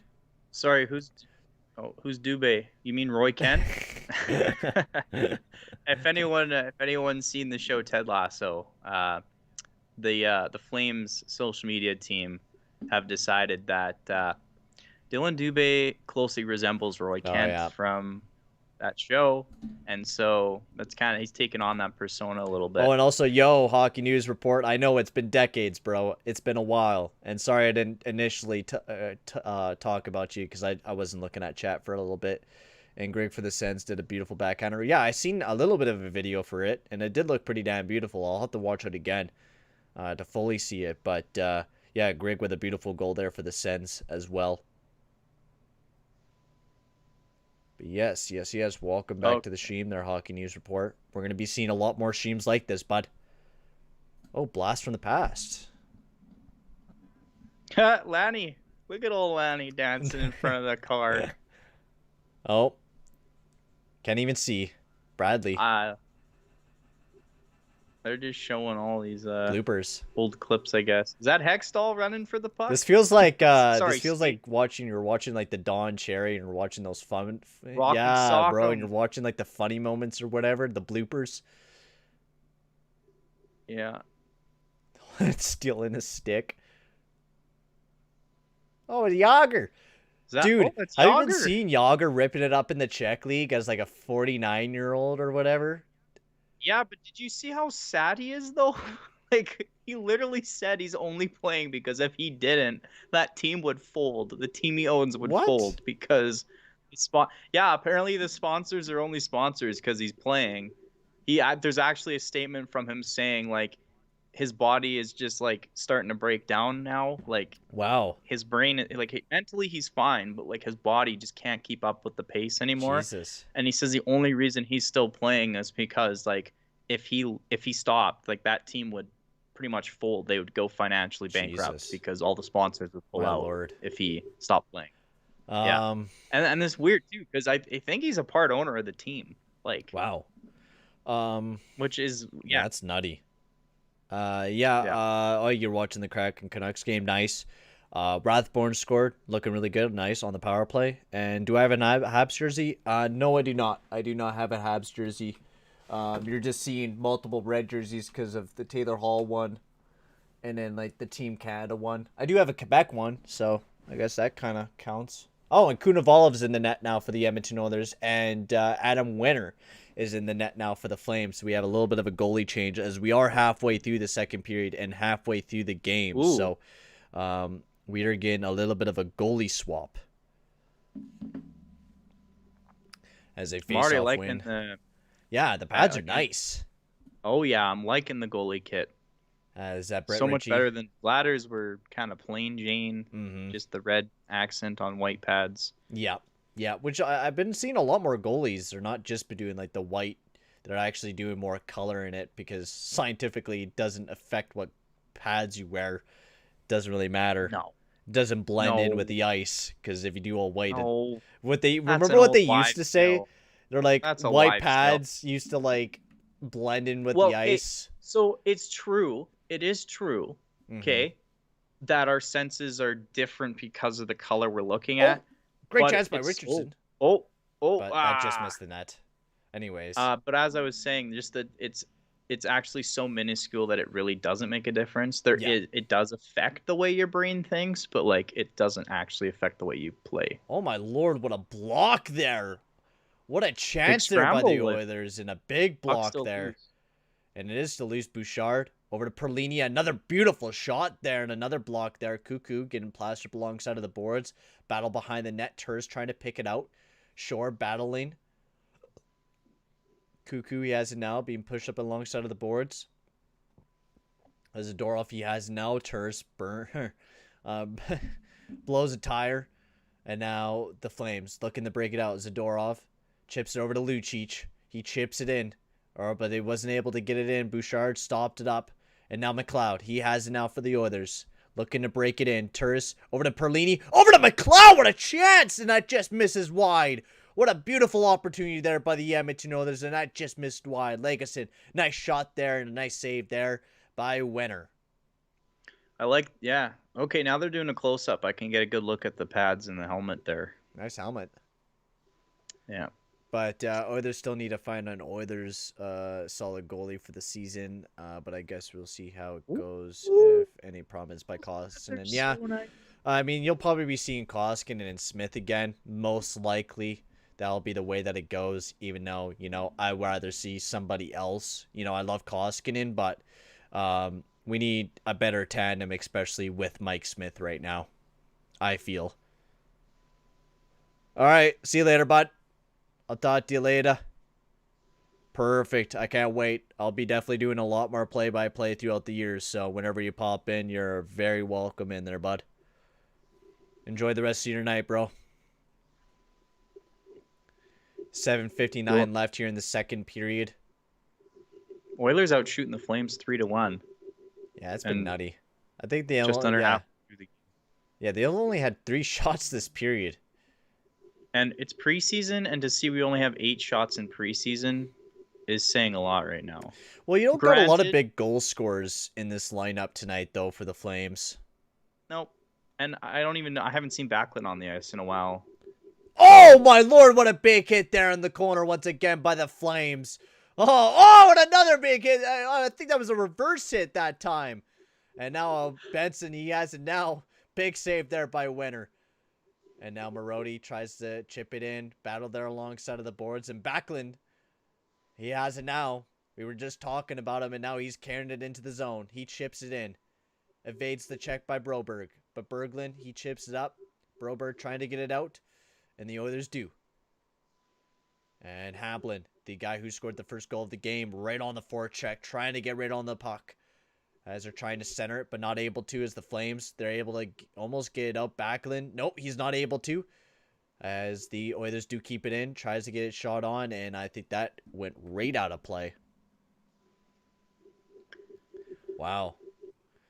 Falling asleep here as man. A Flames fan. What's that? I said I'm starting to fall asleep here as a Flames fan. Besides the physicality, that's like the only thing right now.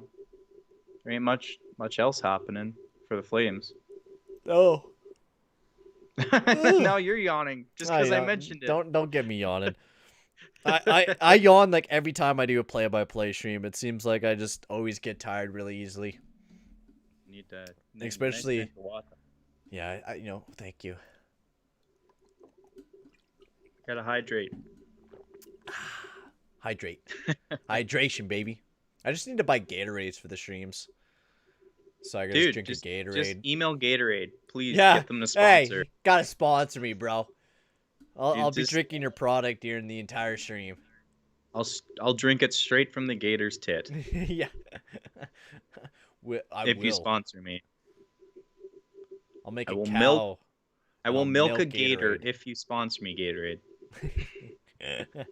Oh my lord, as we are back in the action. 6:10 left here in the second period, as the Oilers looking to generate some more energy here as they send that all the way down the ice. That's definitely not generating energy, and not icing though, as Derek Ryan right on it. I thought that was going to be icing for sure, but no, it was not, as Derek Ryan was right on it. As still battle there, Hamblin has now. He's being pressured here by Valimaki. He makes some nice moves. Hamblin looking like a or that's Bergolt I meant. Sorry about that, Bergolt. Nice moves there. Nice shot. As now it's a battle up alongside of the boards. There's a nice hit there on Ryan. Bouchard handles it. Nice pass there. Back over to Ryan. Ryan has it now. Sends it back over to Bergolt, but wasn't able to get a handle of it. It's like got poked off. Bouchard chips it down to Bergolt. He chips it behind the net to Scurvio. And now Ryan, he has it now. Over to Bergolt, and Bergolt! Right in the back of the net. What a shot! Oh my lord! What a shot from the young kid in Xavier Bergolt, the 22nd overall pick in this year's past draft. What a shot. Wow, that was like a lightning bolt. What a pass here too by Derek Ryan. Sets the kid up and just blows it past Adam Winter. What a shot. I'd be about 4 or 5 beers deep at this point. Hey, if I was at the Kayan, game. how's it going, bro? Oh, dude, probably. You'd be like knees deep in the beers. I mean, to be honest, the Oilers are playing all right. Like, I'm not gonna say the Oilers are sucking, because they're not. The Flames are on the receiving end of a beatdown at this point. And that's the thing, you're going up against a very big offensive team. Like it is a demolition derby, 30-9 for shots, and we have 5 minutes left here in the second period. Yeah. It is absolutely crazy tonight, ladies and gentlemen. And hello there, Green. Hope you're doing well there, mate. We're having an amazing game here so far between the Oilers and the Flames, as the Oilers looking to continue the offense right now. Is Legason, he has it now, sends it in. Gabranson, he kind of hit himself there, and now Lucic, he has now but a turnover, and now Zador, or I think that was Valimaki, sends it over to Gabranson. Dubé, he has now back over to Valimaki. Valimaki sends it up, but that's once again turned over there by the Oilers, and they send it in. And Benson going hard after the puck. Gabranson sends it over, and Lucic, he has it now. I think that was out of the reach. Oh, and that just missed Dubé, and that's into the corner now. Battle for the puck. Dubé going hard after the puck. Battling with Backlund, and now Oilers trying to get it out. The Flames do keep it in. Backlund has it now. Nice move here by the Flames. Backlund shot. Kunavalov makes a nice save there for the Oilers. It's a nice shot from Backlund. I think he's got a little bit of a fire under his butt, because I don't think he's impressed with what's going on right now. No. I'm not impressed, because I thought, well, here's the thing. The score doesn't surprise me, because as I said, I don't know how many people are jumping in and out, but earlier I said, like, there's not many Flames regulars on that back end besides Anderson and Valimaki. Mm-hmm. So the back end, defense-wise, the Flames are kind of inexperienced in this roster aspect, and I thought with having more experienced guys on the front end, it's a front-loaded roster today. Yeah. But they have less than 10 shots, and we're almost 2/3 of the way through the game. Yeah, and you haven't been seeing anything from Dubé or Backlund. Like, you maybe see a little bit of an opportunity, but nothing really so far. I also don't think they're playing big minutes, though. No, I think the younger guys it seems like a lot of the younger guys are playing a lot more minutes than the other guys. But hey, Uncle Bill, and the young guns are rocking tonight. We seen a goal there from Bergolt. which absolutely is amazing. And this, Xavier Bogault, when I was talking about him in the prospect pyramid video that I made, is a guy that could score goals. He has an amazing shot, and he just showed it right there and then, right in front of our eyes, that he just has an absolute amazing shot. And I haven't advertised this in a little while, but if you haven't already, guys, make sure to go check out my Discord. I'm going to be linking it in the description or in the chat once again. Actually, I just got to grab the quick link. But if you haven't already, make sure to go check out my Discord channel. We got tons of great stuff there. We're going to be having chats. So while I'm not live streaming and you guys want to chat some hockey, I'll be there majority of my time. I'll be there chatting hockey, franchise modes that you guys might be doing on your own. Or if you're critiquing, one of my franchise modes that I'm doing for the Columbus Blue Jackets or whatever it may be, make sure to come check it out. We got some amazing stuff there. And also, if you haven't already, make sure to hit that subscribe button and hit that like button as well if you haven't already. And we are back in the action already here with 3:37 left here in the second period. And we've been seeing some amazing action here between the Oilers and the Flames. Not so much on the Flames' end, but the Oilers' end, it's been a fun night tonight. It has been a fun night as a little bit of a collision there in center ice as Hamblin. He has it now as... Ooh, Broberg, a little slow to get up there. You got a little rock there from what it looks like. As Cracknell, he has it now, carrying it up here for the Oilers. I mean, Broberg's been getting hammered all night long. I mean, he's just been taking hits after hits after hits.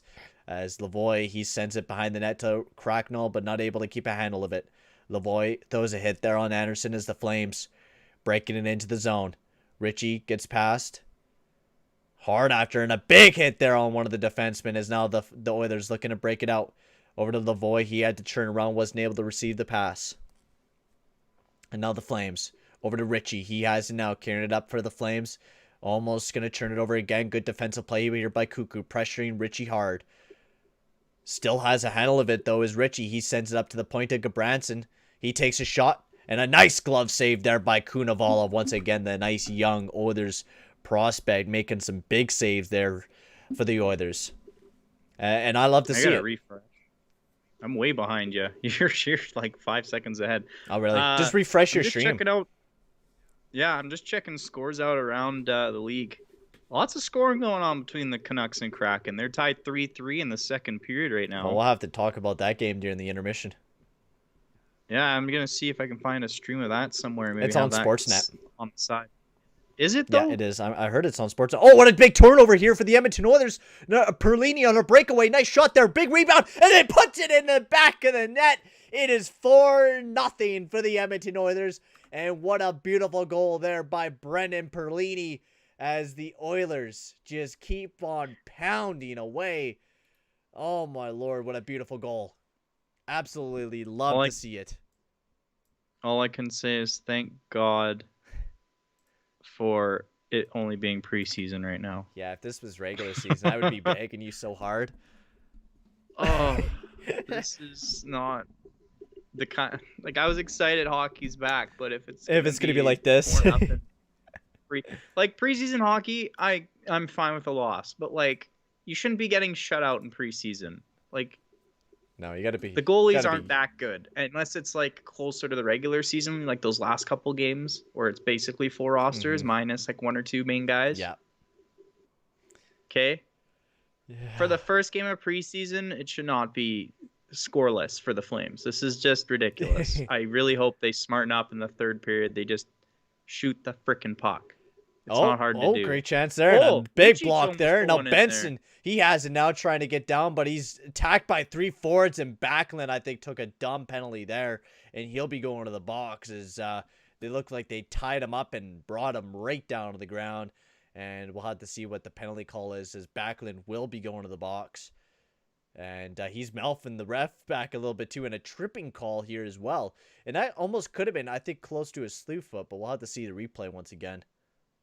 Yeah, that could have been close to a slew foot, actually. Yeah, Backlund did take the body. But you can see that. Are they calling? Yeah, they did. He's in the box for 2 minutes. It was almost like a slew foot. If you see the replay, it was almost like a slew foot. He almost put him over his leg. Yeah, and he didn't. Not fully. I think he grabbed the shoulder and foot was behind, and like I don't think he kicked out. No, but a slew foot Buddy's is foot, like but putting the leg behind him and then like sweeping him. Oh, great chance there by the Oilers. My lord, almost getting a goal immediately on the power play as Bouchard has it now over to McLeod. McLeod tries to get a shot that just misses wide. Turris over to Bouchard. Bouchard tips that back over to Turris. Turris down below. Back over to Turris. Turris back up to Bouchard. Bouchard, slap shot. That just misses the net. I think he was going for a tip there. As Turris being held up alongside the boards. A minute left here in the second period. McLeod tries to get it over to Turris. Got tipped, and he did still get it, though. Up to the point to Bouchard. Bouchard over to McLeod. He has it now. Holds on. Nice shot there. Big save there by Winner. And that's sent all the way down the ice here with 45 seconds left here in the second period. And Kunavalov leaves it there behind the net for Bouchard. Bouchard has it now. Carrying it up here for the Oilers. Looking around. Dumps it in. Gabranson has it now. Sends it up to Perlini. Perlini. Battling there, I think, is Derek Ryan. Perlini has it again. Rings it around the boards. He scored the 4th goal of the game here for the Edmonton Oilers. Patting the lead big time. Perlini tries to center it, but got blocked. Perlini sends it around the boards once again. And that's picked up, I think, by Berglund. Berglund down to Ryan. Ryan has it now alongside on the right side of the boards. And misplaced a pass, but that's okay. Berglund gets it right back. Nice shot. And there we go. That is the ending of the second period, ladies and gentlemen. And what a game it has been. Hey, Del Deuce out shooting by a lot. Hell yeah, bro. The Battle of Alberta is looking one-sided right now. It is. It's looking one-sided. Hell yeah. For the Edmonton Oilers, that is. again, thank God it's preseason. Oh, they messed up on their stats. Oh, there they go. They put them up. Oh, It's definitely not 4-4. yikes. Gotta remove that. Yikes. What is yikes? Just the Well, look the at the shots? hit stats, though. Look at those hit stats. Flames have 21 hits. Oilers have 7. But that's the That's Flames. pretty.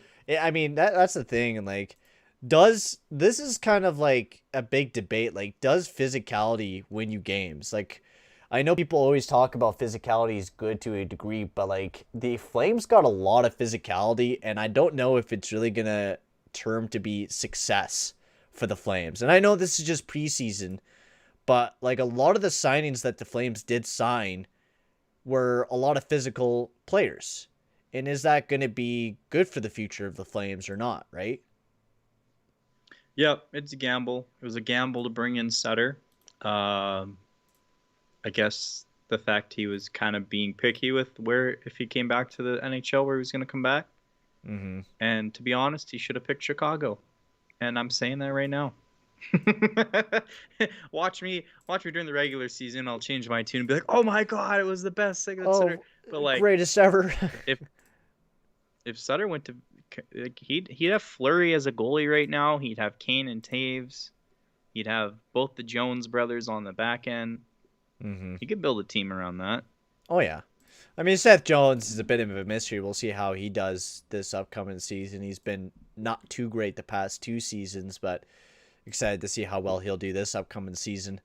But wow, what Harvey the Hound once again shooting, t-shirts up into the stands, and that's great to see that once again. Boom! T-shirt cannon to the face. I should get that one for the stream so I could shoot it at the webcam. Probably break the webcam. Anyways. You know how much fun that would probably be? Like, probably really fun to shoot. You don't even have to load it. Oh yeah, you just have one of the girls put, one of the t-shirts in there, and then you just fire that sucker. Yeah, I've always been curious about Harvey from where his sight line is. Is it through the mouth or is it through the eyes? It's hard Probably to tell. The eyes. You would think that. Yeah, I know, Del. I fixed it. It's not 4-4 anymore. I accidentally copied and pasted the same text, so when I did that, it just affects the same text. Oh, I should also fix that. You should put it as 4-4, please. Yeah, I can't do that. Save the embarrassment of a preseason game being 4-0. Don't worry, guys. This is the first live stream with me doing all my new graphics, so there is going to be some technical difficulties.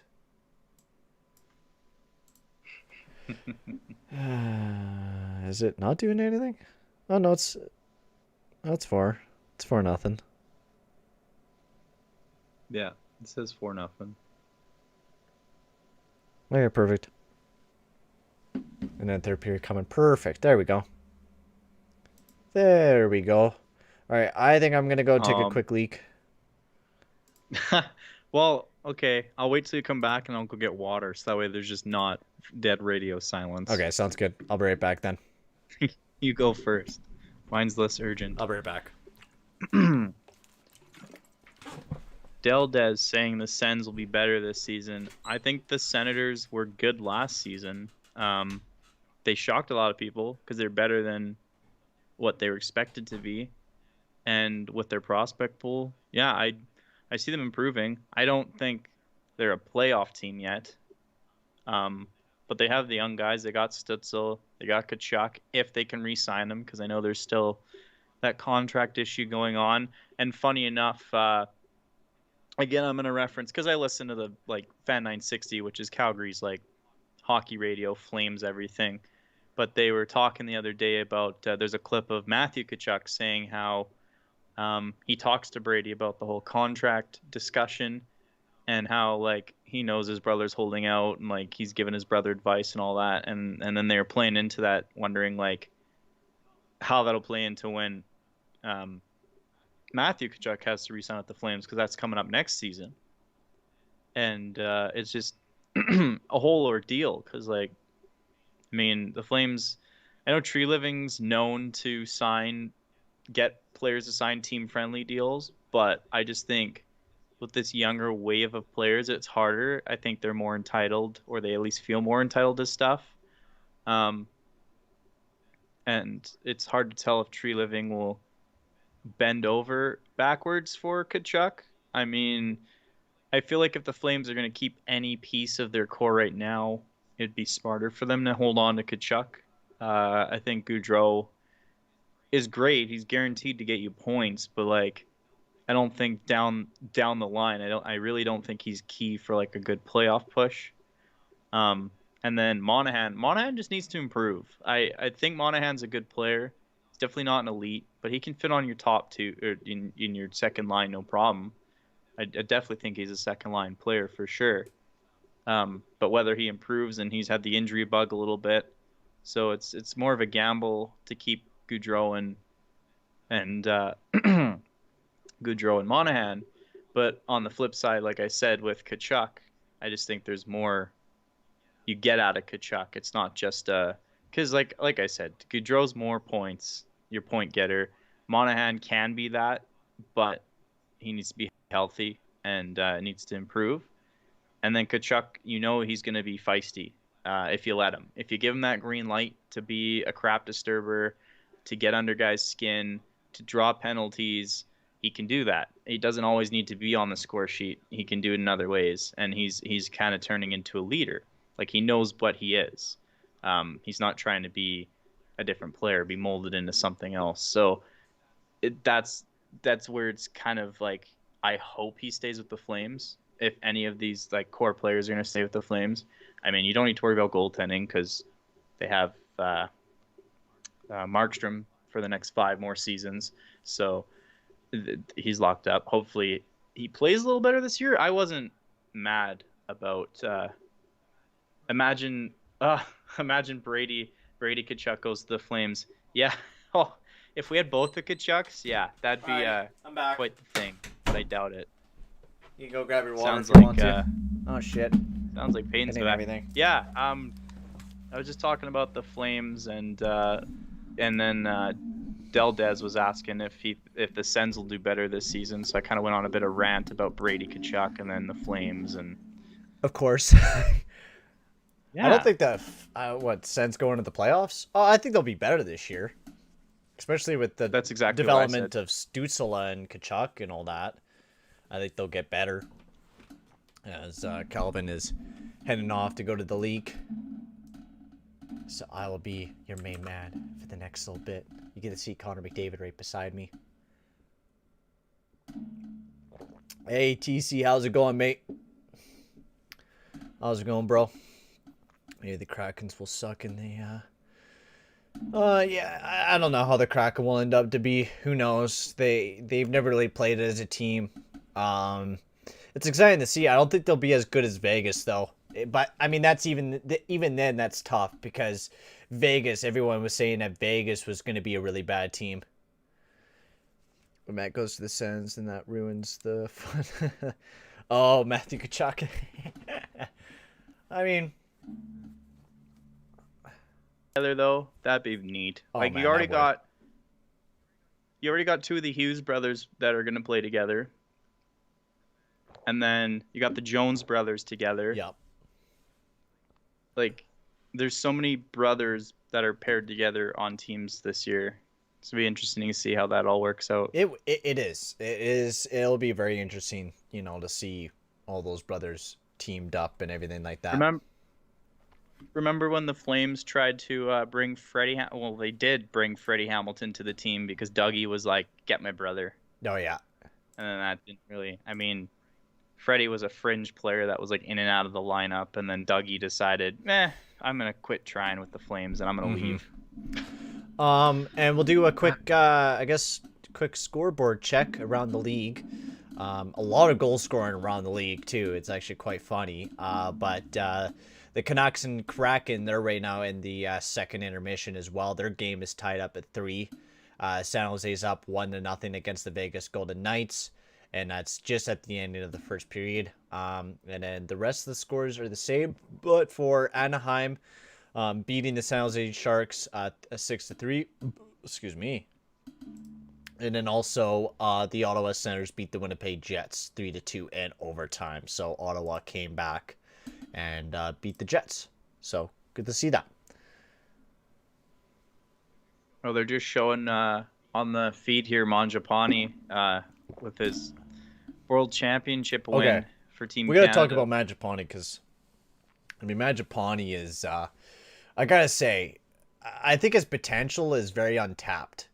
It is a very untapped potential that not a lot of players have really talked, a lot of people have really talked about because, most underrated players in Calgary go, very underrated for a long time. But what do you think of Mangiapane and, where do you see his upside being? Because, when you look at his analytics are insane. Like, you can see this guy being, a top 2 player. So where do you think, seeing where Mangiapane will be? Will he be, a top-end center or a top-end winger? Where do you think Mangiapane will lie? Well, the key word here in that question, you didn't actually say the word, but I'm going to throw it, is confidence.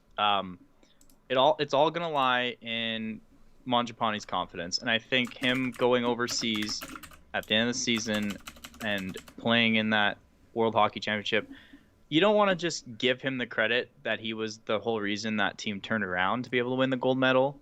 But obviously, they weren't playing in the right direction until Mangiapane showed up onto the roster for Team Canada after he finished his quarantine. And so that's just a huge confidence booster for him. Gold medal, has that title, and he's still young, so he's got lots of potential, as you said. And I do think, I don't know, with what the Flames have right now, he fits into, for sure, the top 2 lines. But he's got to prove that. And that's why I say the confidence is key. Because as long as he stays confident, I think it'll show in his play. And then he'll work his way up that way. So I can almost see him playing up on the top 2 lines this year, especially with, he played really well last year. He's a great 2-way guy. I could see him working well with Coleman. Yeah, I could definitely see that working out quite well. And that's the thing, if Calgary, if you had McDavid, this team would be killer. No joke. If you had McDavid, and I know every team with McDavid would be awesome, but legit, Calgary needs a center, right? That's all Calgary needs to be a really good team right now, right? If you had Monahan be what he was 2 years ago, where he was playing really well, this team is a good, definite bet to be a playoff team this year. If they had a good first line center, this team would be a definite playoff team without a doubt. And that's while you were gone, I was saying that I think Monahan is definitely a second line player, and that's where he needs to be with the Flames. They can't rely on him to get those top line points. And so you saying the Flames need a first line center is very valid. They do. But that's one of the hardest positions to draft. That's one of the hardest positions to acquire unless you're giving up a lot. Oh yeah, without a doubt. Because so that's where the Flames need to figure out, okay, well, we don't have that top line center, so how are we going to fit other pieces in to at least be productive? Because if we can't win in the face-off dot, we need something else to work. Yeah. Oh yeah. Oh yeah, that was awesome. Excuse me. Nice. Nice. Yeah, the rookies are definitely driving this game. Yeah, he's definitely been a good addition along with Hyman. Oh yeah. I could agree. Skinner didn't have enough, a lot of shots testing him, but with that, you see a lot of goalies get willy-nilly in the net, but you didn't see Skinner just like lose focus in the game. He had, constant focus in the game, and he was looking pretty confident in the net, and that's something I like to see for a goalie. And I'm no goalie expert because I've never played goalie in my life, so not saying that, I know everything about a goalie, and that's like the one reason why I don't critique goalies very much, or I predict anything about goalies very much, because I'm just not a goalie myself. And I do hope the Edmonton Oilers have a good playoff run, and I totally agree with you. I still have PTSD from 2017 and Ryan Kessler having his glove all over goddamn Talbot. Yeah, Smith was very, very good. You gotta hope that this year he plays similar to how he was last year, but that's a big maybe. Hopefully he does, but we'll have to see. And Getzlaf sucks. You know what? I'm actually so surprised that the Ducks re-signed Getzlaf. I thought he was going to be coming to Edmonton. No joke. I was hearing so much rumors about Getzlaf coming to Edmonton, and then he took the deal with Anaheim. Yep. I was actually quite surprised. So in the chat here, I see TC was saying he's liking Pospisil for the Flames as one of their rookies right now. Yeah, he's been physical tonight. Yeah, Pospisil is showing promise. I think the Flames is okay right now. I think they're in a good place. Tight. Like, they got a lot of young guys coming up, mm-hmm. and it works. And here's the thing. We don't always act well on what we have in our prospect system, because the Flames, we were struggling with goaltending, okay? And what do? We have these great goaltending prospects. We got Wolf. Before that, we had guys like... well, I'd have to look, but I know we've had some solid goaltenders in our prospect system, but then we go out and just would get these the Hillers and the Smiths and but why were we doing that when we had these young goalies? And so they were just basically tossing away these goalies for no reason. We didn't even try with these young guys. Yeah. I think, a lot of the younger goalies there, Wolf looks quite good. But, picking up Vlador, I think Treliving took a different approach with the goaltending this year instead of, always picking up Hiller and these kind of, formally washed up goalies, right? Now you guys actually have, a decent star in Jacob Markstrom, especially if he has a really good season coming into this year. And now Daniel Vlador, if he was playing pretty well, he was doing pretty well at the start of the game, making some big saves for the Flames throughout the game, up until the end where he got his ankles broken by Hamblin there. But he was playing really well throughout the game. But hot take, I was mad when they let Talbot walk, very mad, very mad. You're kidding. So, because he signed a friendly deal with Minnesota. It wasn't a huge... It was 3 years for, what, $4 million a year or something like that? Or 3.5? Off the top of my head, I don't know what Talbot's contract is. But, I don't know why the Flames let him walk and then go spend 6x6 on Markstrom. Just because he was the biggest name free agent-wise. It looks like we might be coming back to hockey here soon, ladies and gentlemen. And if you haven't already... make sure to hit that subscribe button and hit that like button as well. That'll be very much appreciated, boys, as we're about to have third period action underway. And you guys better be ready for this, because I'm about to be ready for this.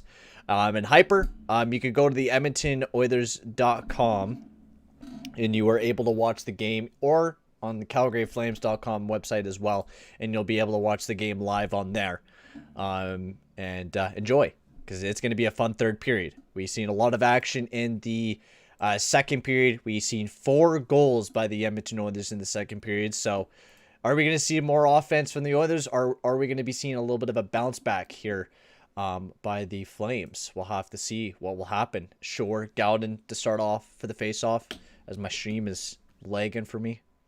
What the heck? What the heck?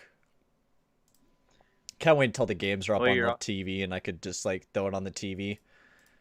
Oh, so right off the bat, Oilers, great chance. Power play. Flames getting called for a slash. Yeah. And now the Flames are down another guy. The Oilers are gonna have a 10-second 5-on-3. Oh lordy, lordy, lordy!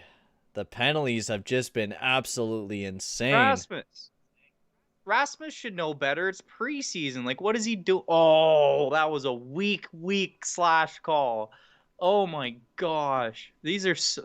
I don't think I've seen actual one call that the refs like should have called. It's preseason. Like, you shouldn't be calling something unless it's dead obvious. Like, okay, like, this is frustrating.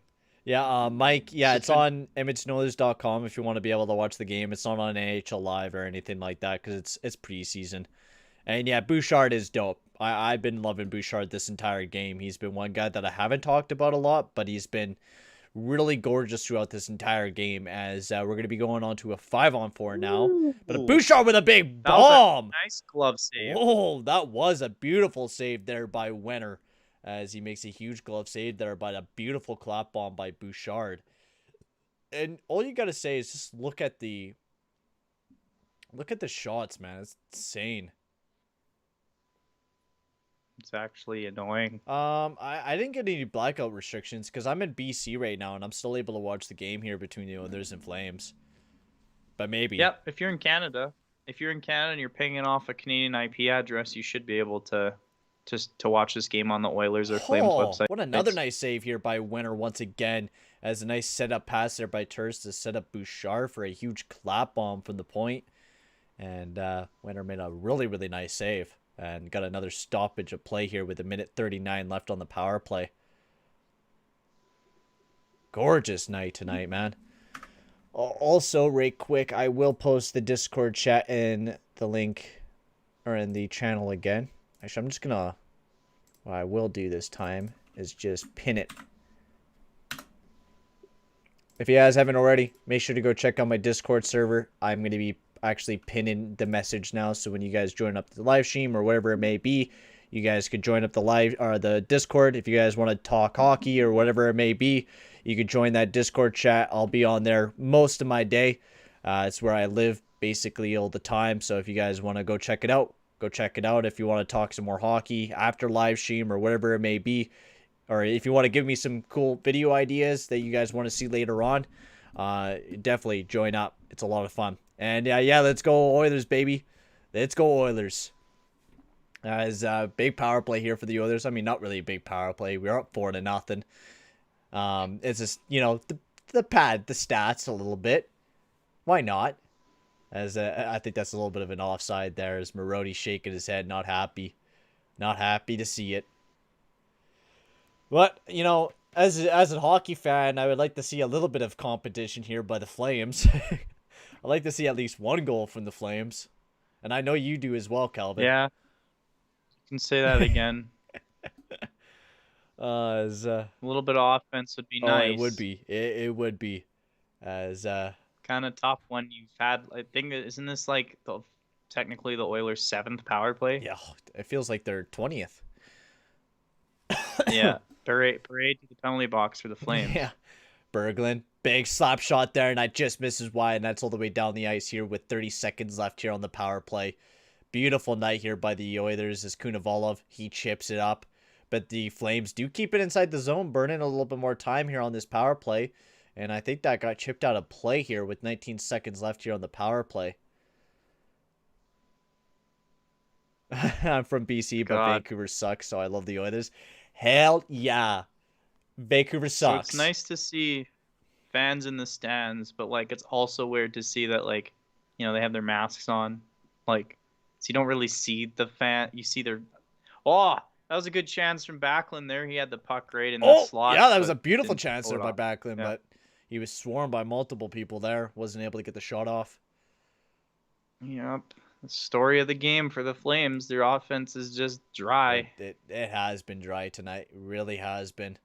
As Kunavalov has it behind the net, 17:40 left here in the third period. As the Oilers looking to break it out. Nice pass there over to Broberg. I'm pretty sure that is. Over to Kemp. He has it now here for the Oilers.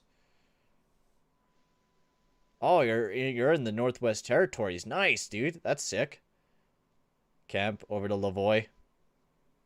Yeah, shout out to the Like, Territories. yeah. Woohoo. It's only a few more hour extra drive from where I'm at to go up there. I don't know about. Well, I guess the same for you, Peyton. Yeah, it's not that. I mean, Fort Nelson. Well, you're northern BC and I'm northern Yeah, because Alberta, so I'm we're right under basically the Yukon, am I? I think. you're pretty close. Basically right underneath the Yukon. Just have to like drive up to like Fort Nelson, and then it's like an hour or two away, I think, from there. I think. Anyways, as that tourist has it in the corner, back behind the net there to Cracknell. He has it now behind the net, trying to generate an opportunity and a big clap bomb, and I think that went right out of play. Del Des says, hot take, Leafs are overrated. I don't think that's a hot take. I think anyone who's not a Leafs fan thinks that. Unless you're a Leafs their fan, team it's a hot looks alright if they could have things go right for them this year. But yeah, it is a bit overrated without a doubt. And yeah, Kobe, it has been a bit of a landslide without a doubt. Oh, shout out to Kelowna. Someone in the Ah, chat nice. saying they're in Kelowna. That is a beautiful place, I tell you. I do miss being in that area of BC a lot. Oh my God, that was right in front of the ref, and his arm didn't go up. Yeah, what no the, call. What the actual Hey, hell? he slipped, all right? Hey, he slipped. What the Calm hell? down, he slipped. It's 4-0. Like, call that. Come on. They don't This deserve anything. BS. They slipped. He slipped. Oh, sure. This is awful. He slipped. What do you mean? The ref is right there. He slipped on ice. Oh. As Bouchard, he has it now. He sends it in. As now it's in the corner. Sends it over to Zadorov. He sends it up. As the Flames look to break it in. Richie. Broberg is being pressured there by Richie. They chip it up. And now the Oilers look to break it out. As Marody makes a nice pass over to, I think that's Broberg as he breaks it in. Gets plastered up alongside of the boards. Marody challenging. Propsel, one of the guys that, I think it was TC in the chat that was hyping up Propsel a little bit. And a nice shot there on Kunavalov, and he makes a big save there. Yeah, we'll be doing tons of live streams throughout the year, or at least I will be doing most of the live streams throughout the year. Calvin will definitely be joining me for a decent amount of the Battle of Alberta games. So we'll be doing, because he's a Calgary Flames fan. We always love it when me and him jump on because we're better rivals when our two teams face. So most of the time when it's a Battle of Alberta game, we'll definitely be doing a lot of the regular season games together. And then I'll be doing most of the Edmonton Oilers regular season games, and most of them. And I'll be doing like other play-by-plays for like the Kraken and all the other NHL teams around the league as well. So 15. Full disclosure too. I became friends with Peyton and then knew he was an Oilers fan. If I had known he was an Oilers fan first, I never would have talked to him. I'm kidding. Wow, what the? Peyton's a great dude. Start flipping my desk. This is fun. I enjoyed doing these. No, it's always been a blast. It's either one of us being happy or sad at the end of the game. Yeah, you get both reactions. You get both sides. It's gone both ways. Not this game. Oh, good information here by my Aunt Kelly. There's no sugarcoating this one. I'm actually probably gonna listen to the. It's 18 hours plus. The fan good to know. after. Thank you, Aunt Kelly. 18 hours plus to the Yukon. So good to know. It's a lot further than I thought. Holy. That's almost a full day. Slinksy, would you be streaming the Tim Horton Classic? Tim Horton Classic. Tim Horton The Classic. outdoor game they're gonna have in Hamilton, which is Buffalo and Toronto, isn't it? Oh, if there is, I'll most likely will be streaming it. Most likely, if I do have a chance, It's and if I'm not they're working. also doing it. They're doing it in the spring, which is a weird time to do it, but I think the reason they are is because Hamilton's also hosting the Grey Cup this year. So basically, December is already Oh taken, yeah. and like generally you do that. And also because there's football going on, they can't they don't want to like jump in during the CFL Mm-hmm. season and it doesn't end until December. So that's why they're doing the game like late like early spring. But yeah, Hamilton's hosting the Heritage Classic this Oh year. yeah. And it's Buffalo and Toronto. Oh yeah. So it'll be an okay Yeah, one. it will be.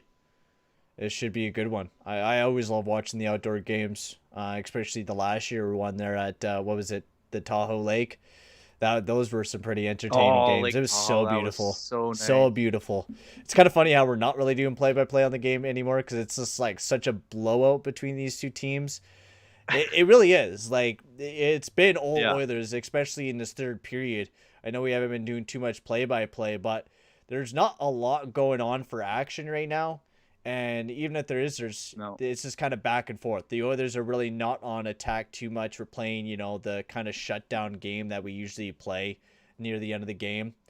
As Devin Short does have it in the offensive zone. Nice shot there, and I think that just got blocked, but yeah, we have tons of people up in the stream, so thank you guys for all tuning in. It's been an absolute blast. If you guys haven't already, make sure to hit that subscribe button and hit that subscribe, or I already said that twice. Hit the subscribe button and hit the like button as well. That'll be very much appreciated, boys. As the game, we got 3:10 left here in the third period. As we'll get back to doing some commentary, finally.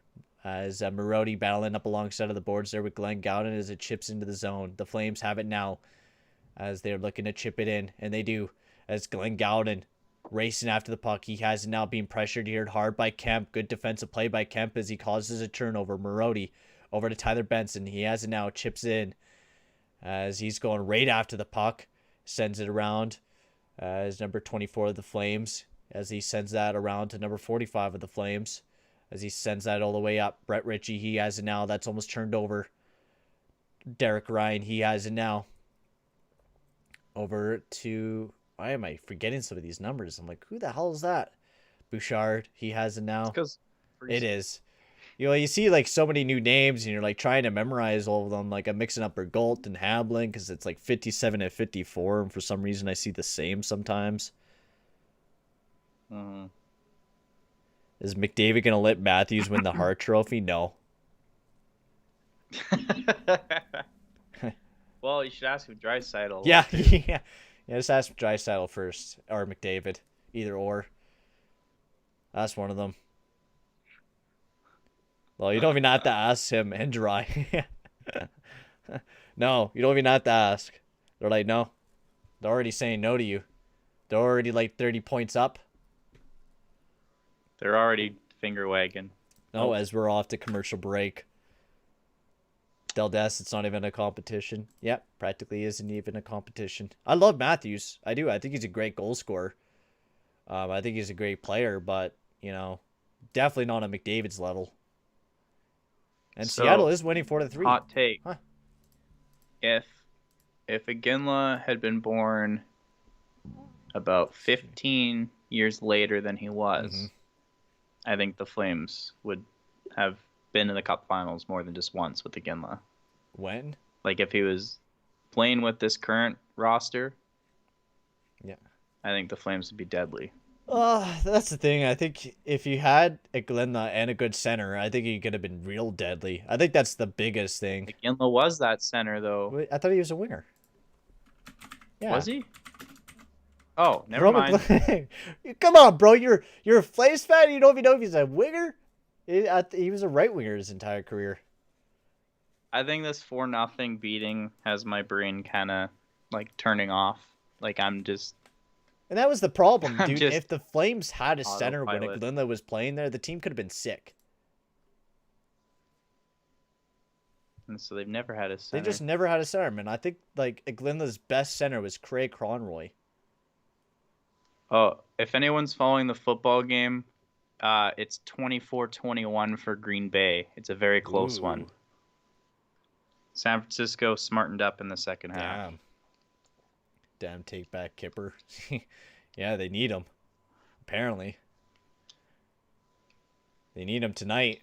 Well, we were hoping Markstrom would be our new Kippersoft, but season one kind of was Well, he mediocre. played like what was it like 100% of the games basically, because they traded away Riddick Yeah, and pretty then they much. just like relied on Markstrom for the rest of the year, which is not smart, like at all. Hot take: Washington I fell miss off Big. after their cup win. Yeah, oh yeah, yeah. Without a doubt, Washington definitely fell off. And no, the Habs are definitely not making it to the playoffs this year. No, I don't see them, especially in that stacked Atlantic division.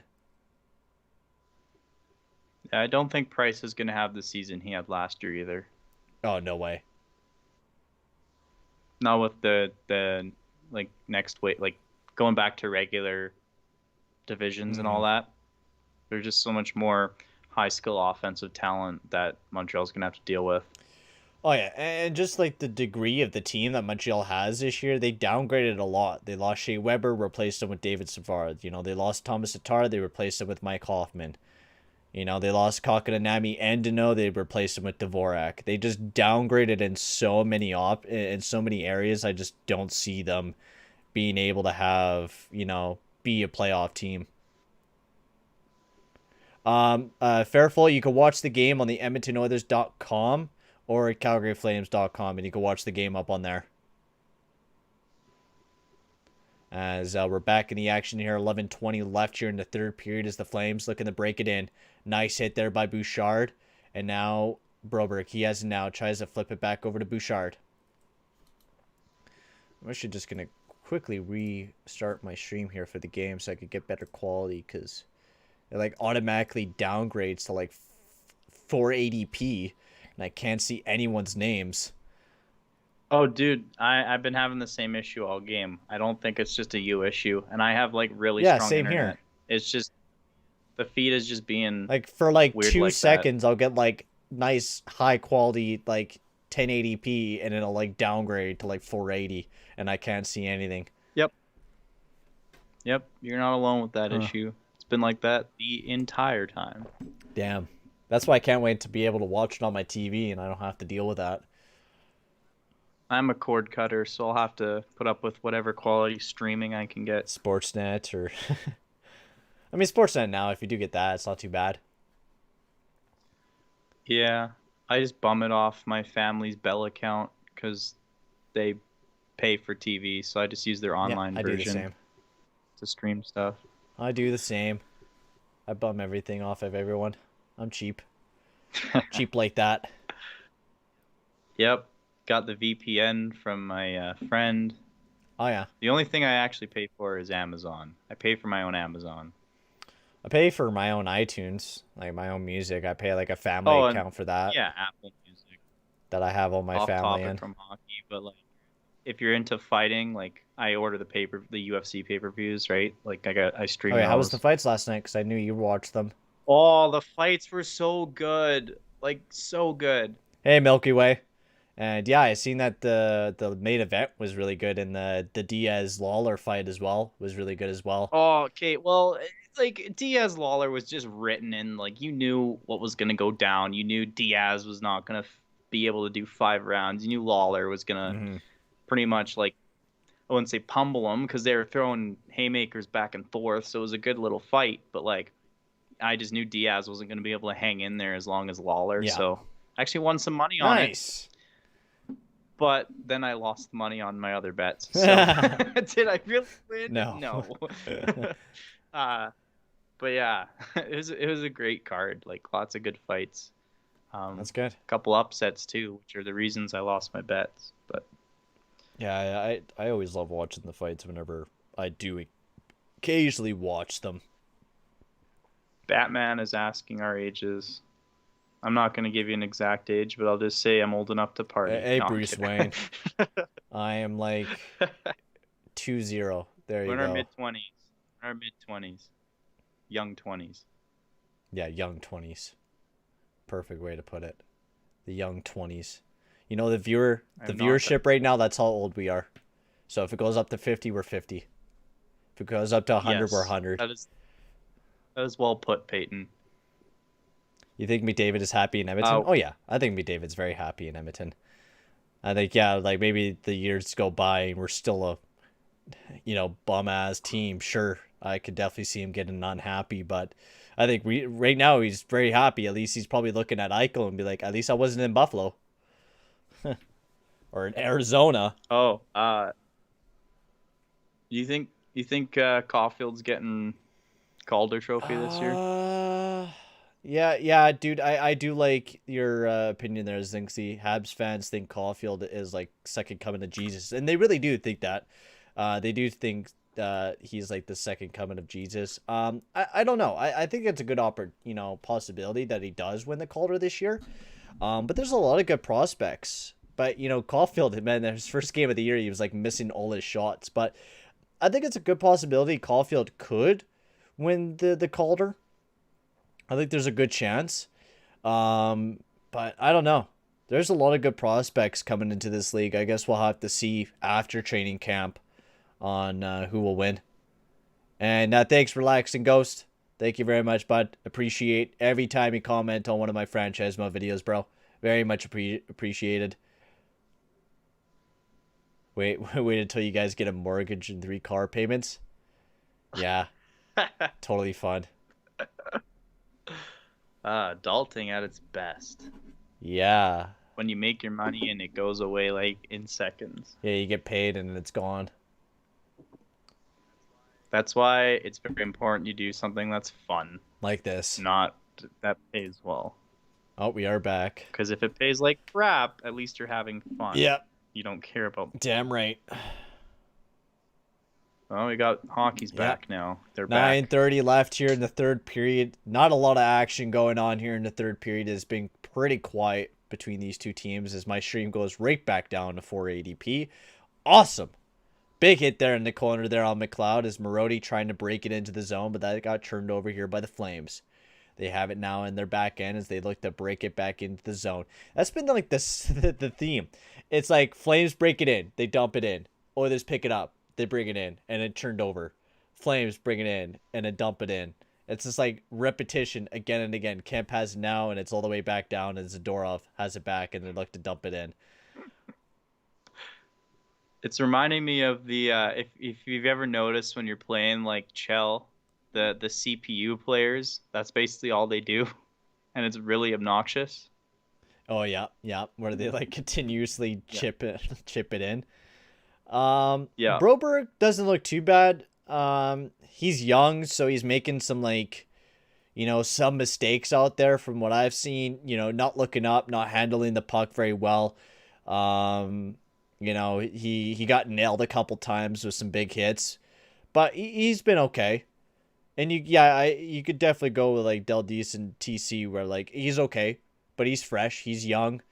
Once you get him into some North American games, I think he'll do a lot better because he's been playing a lot of European hockey, right? Like this is like his first, proper preseason taste of like some real North American hockey. So I'm excited to see what else he'll be able to do. As Derek Ryan and Harvey the Hound getting a hug there in the corner. Cuckoo now has it over to Derek Ryan. I feel like that would be me as announcer, just seeing like random crap in the stands and then just announcing that. Oh, look at that. A frisbee. Oh, whoa, they're doing the wave. Actually, I seen that during the Leafs and Canadiens game. That was actually pretty cool. They were doing like a huge wave. Oh, I was at an Edmonton Elks game a couple weekends ago, and the fans tried to start a wave, and it was the worst attempt at because both sides of the stadium did their own attempt to try and start the wave, and could never get it to go from one side of Commonwealth to the other side, and it was just kind of sad. It was sad. So hopefully Oilers fans, you guys are better at doing the wave at Rogers Place rather we always than are. what the Elks fans do at Commonwealth. I hope there's an improvement. Hamlin chips it in here. as he goes right after the puck as the Flames look to get it out here. The Oilers trying to keep it inside the zone. Cracknell as they try to make a pass over to Lucic, but that just missed, and now Berglund sends it back over to Broberg. Berglund gets it back, and they look to send it in. Do you guys watch the Blue Jays? I've been watching a bit, but I'm not like a huge avid watcher of the Blue Jays, but I've been keeping up with them. They've been like kind of losing a little bit out of the late. They kind of lost that wild card spot that they once had. And now they're like a game and a half back, I think, of a wild card spot. I'm going to straight up admit I'm a fair weather Blue Jays fan. That's mostly just because I don't like watching baseball. I know. Same. I just find it very boring to watch. So usually if I do watch it, it's like when hockey's in the off season and like CFL is just kind of starting and like there isn't a ton of sports going on. I kind of switch between golf, baseball, and football. Mm-hmm. Then once hockey starts, it's like, well, I guess there's baseball playoffs, but I'm not really watching unless like the Jays are involved. Yeah, like the one time that I really got into it was like when Donaldson and Bautista were in, and then just after that, I haven't really got, I haven't been into them as much. When they started rebuilding, I just, lost that, extra fan touch of the Blue Jays. I enjoy watching their games sometimes, but I don't think anything is gonna like reminisce as the Donaldson and Bautista era. And did the Oilers take a penalty? No way! The Flames are getting a power play. Wow! Very What? much wow. A hooking on Larlison. What was his Larry Legason. something? Legason. Legason's going to the box. Taking a hooking penalty. So Flames with their 14 shots on net have a power play. I occasionally watch the Raptors. Let's see if they do something. I watched their championship and cried. That was amazing to see.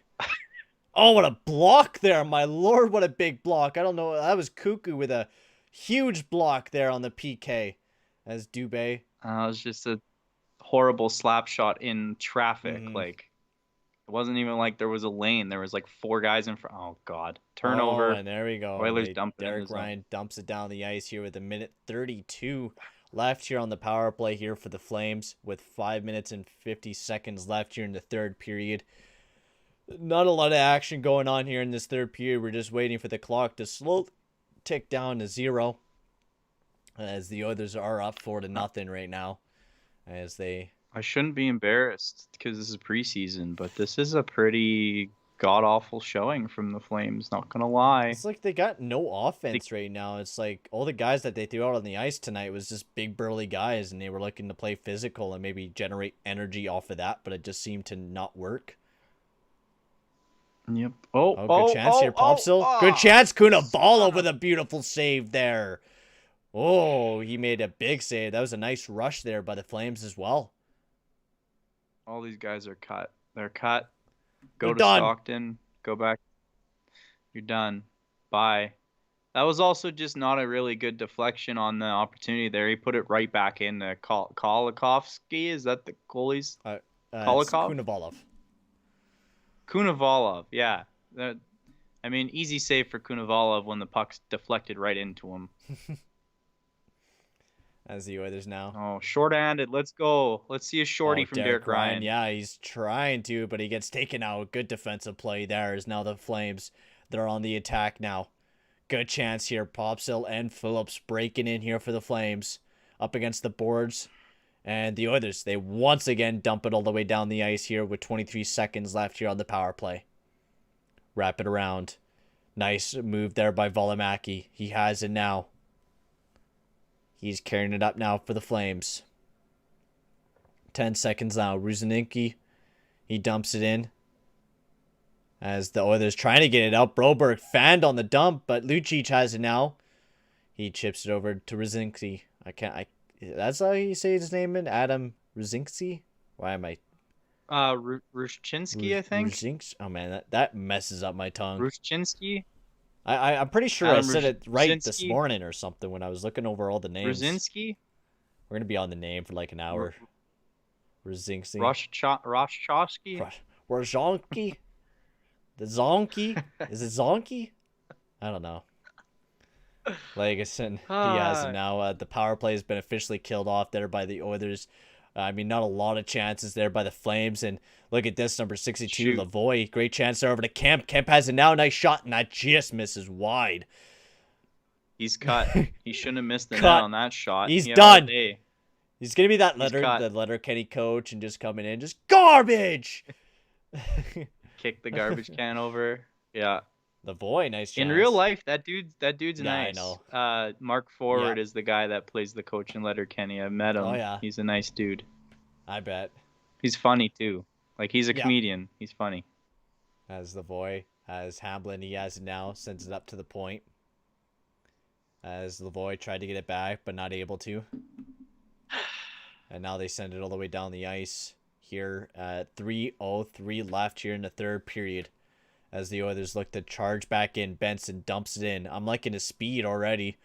A lot of people have been saying he's been having, skating problems over the past few years, and he looks pretty damn good to me this year as it dumps it into the zone. And this will be picked up here by Bouchard. He chips it back over to Cuckoo. Cuckoo preparing for a big hit in the corner. He chips that one over to Bouchard. Bouchard chips it over. Oh, wow, that was a really nice move there. McLeod over to Benson, I think that was. Nice chance. Oh! McLeod, wrap around. No goal. Wow. What a save there by Wenner. Able to move post to Wow. post. McLeod with another chance there. And another nice save there by Wenner. Marody, he has it now. That was a quick little. That was. Oh! Oh! Oh, what a shot. I mean, that was a horrible shot there by Benson, but he had a wide open net, and he shot right into the glove of Wenner. Okay, 2 minutes left. 45 shots for the Oilers. Do they hit 50? I'm honestly cheering for that. What a save though! What a save! That toe save there. That saved it from being 5-0. That was really close. Like that wraparound was set for the net, and wow, that was a good save. Yeah, and then Couple good snags. That was actually quite a good snag by Wenner too, because I think Benson was looking at a wide open net there too. Yeah, Werner just He did rob Benson. back to back. And a commercial break, I guess. Yeah, my stream's lagging a bit, so good thing we are going to a commercial break. Oh yeah, sorry. Yeah, you hear my reaction before Peyton even says anything. I'm kind of spoiling no worries. That's good. That's good that you're commentating on it, because I mean I can't. And hey guys, we're so close to hitting 20 likes. If you haven't already, ladies and gentlemen, make sure to hit that like button and hit that subscribe button as well. That'll be very much appreciated, boys. We're almost at 2,000 views on this stream as well, ladies and gentlemen. I just like to say thank you guys so much for the amount of crazy support on this stream as well. It has been absolutely nuts tonight. It has been nuts into the butts. It's been awesome. I've been absolutely enjoying myself, and thank you guys very much for joining the live stream. And we're almost done. We're almost done the first game, and do not worry, we're going to be having another live stream on Tuesday. I'll be live again between the Kraken and the Oilers, which I'm very excited to do because, I mean, I love the Kraken jerseys already. I'm definitely going to be buying one here soon.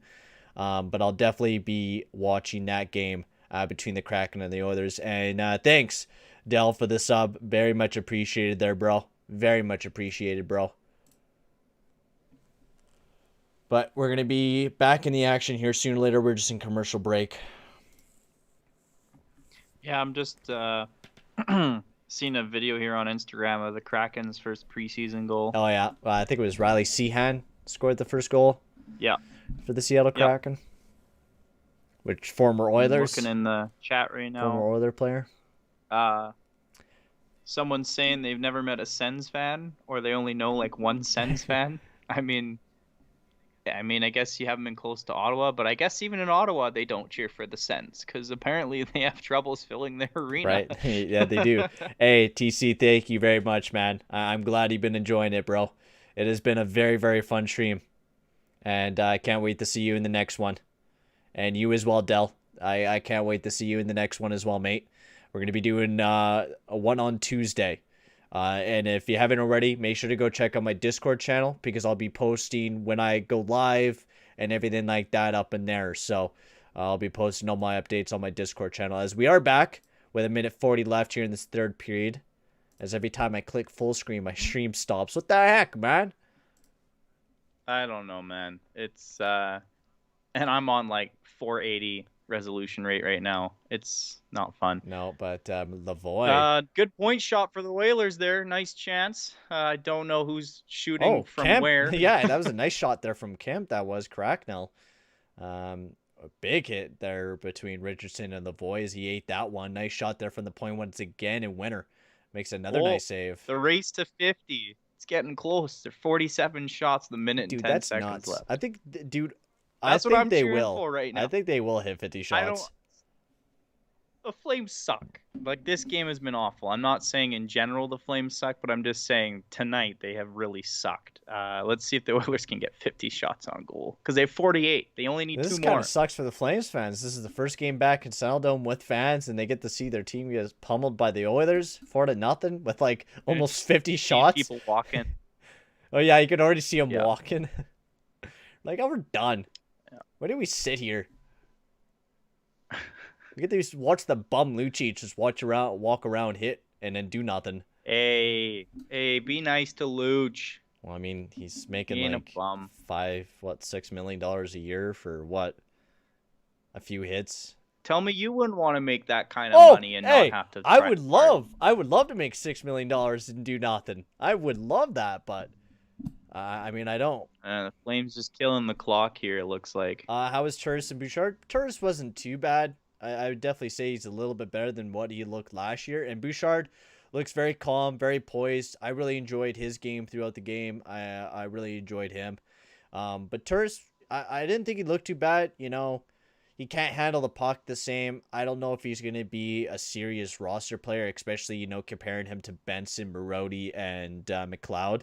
Just those three guys looked a lot better. Same with Derek Ryan, or over Kyle Turris without a doubt. And Benson and Gabranson going at her, and there's a lady in the background wanting to see a little bit of fisticuffs after not seeing anything. I don't know. I think she was yelling at the player. I don't think she was yelling for a fight. I think she was trying to, you know, get some. Whoa. That wraps it up. That does wrap it up. It has been a fun stream, ladies and gentlemen. Thank you very much for watching. It has been an absolute blast. Thank you, Calvin, for joining in for my first preseason live stream. It has been a blast. We'll have to definitely do a lot more of these streams for the Flames and Oilers. So thank you very much for joining in, ladies and gentlemen. I will be seeing you on Tuesday for the Edmonton Oilers versus the Seattle Kraken. And yeah,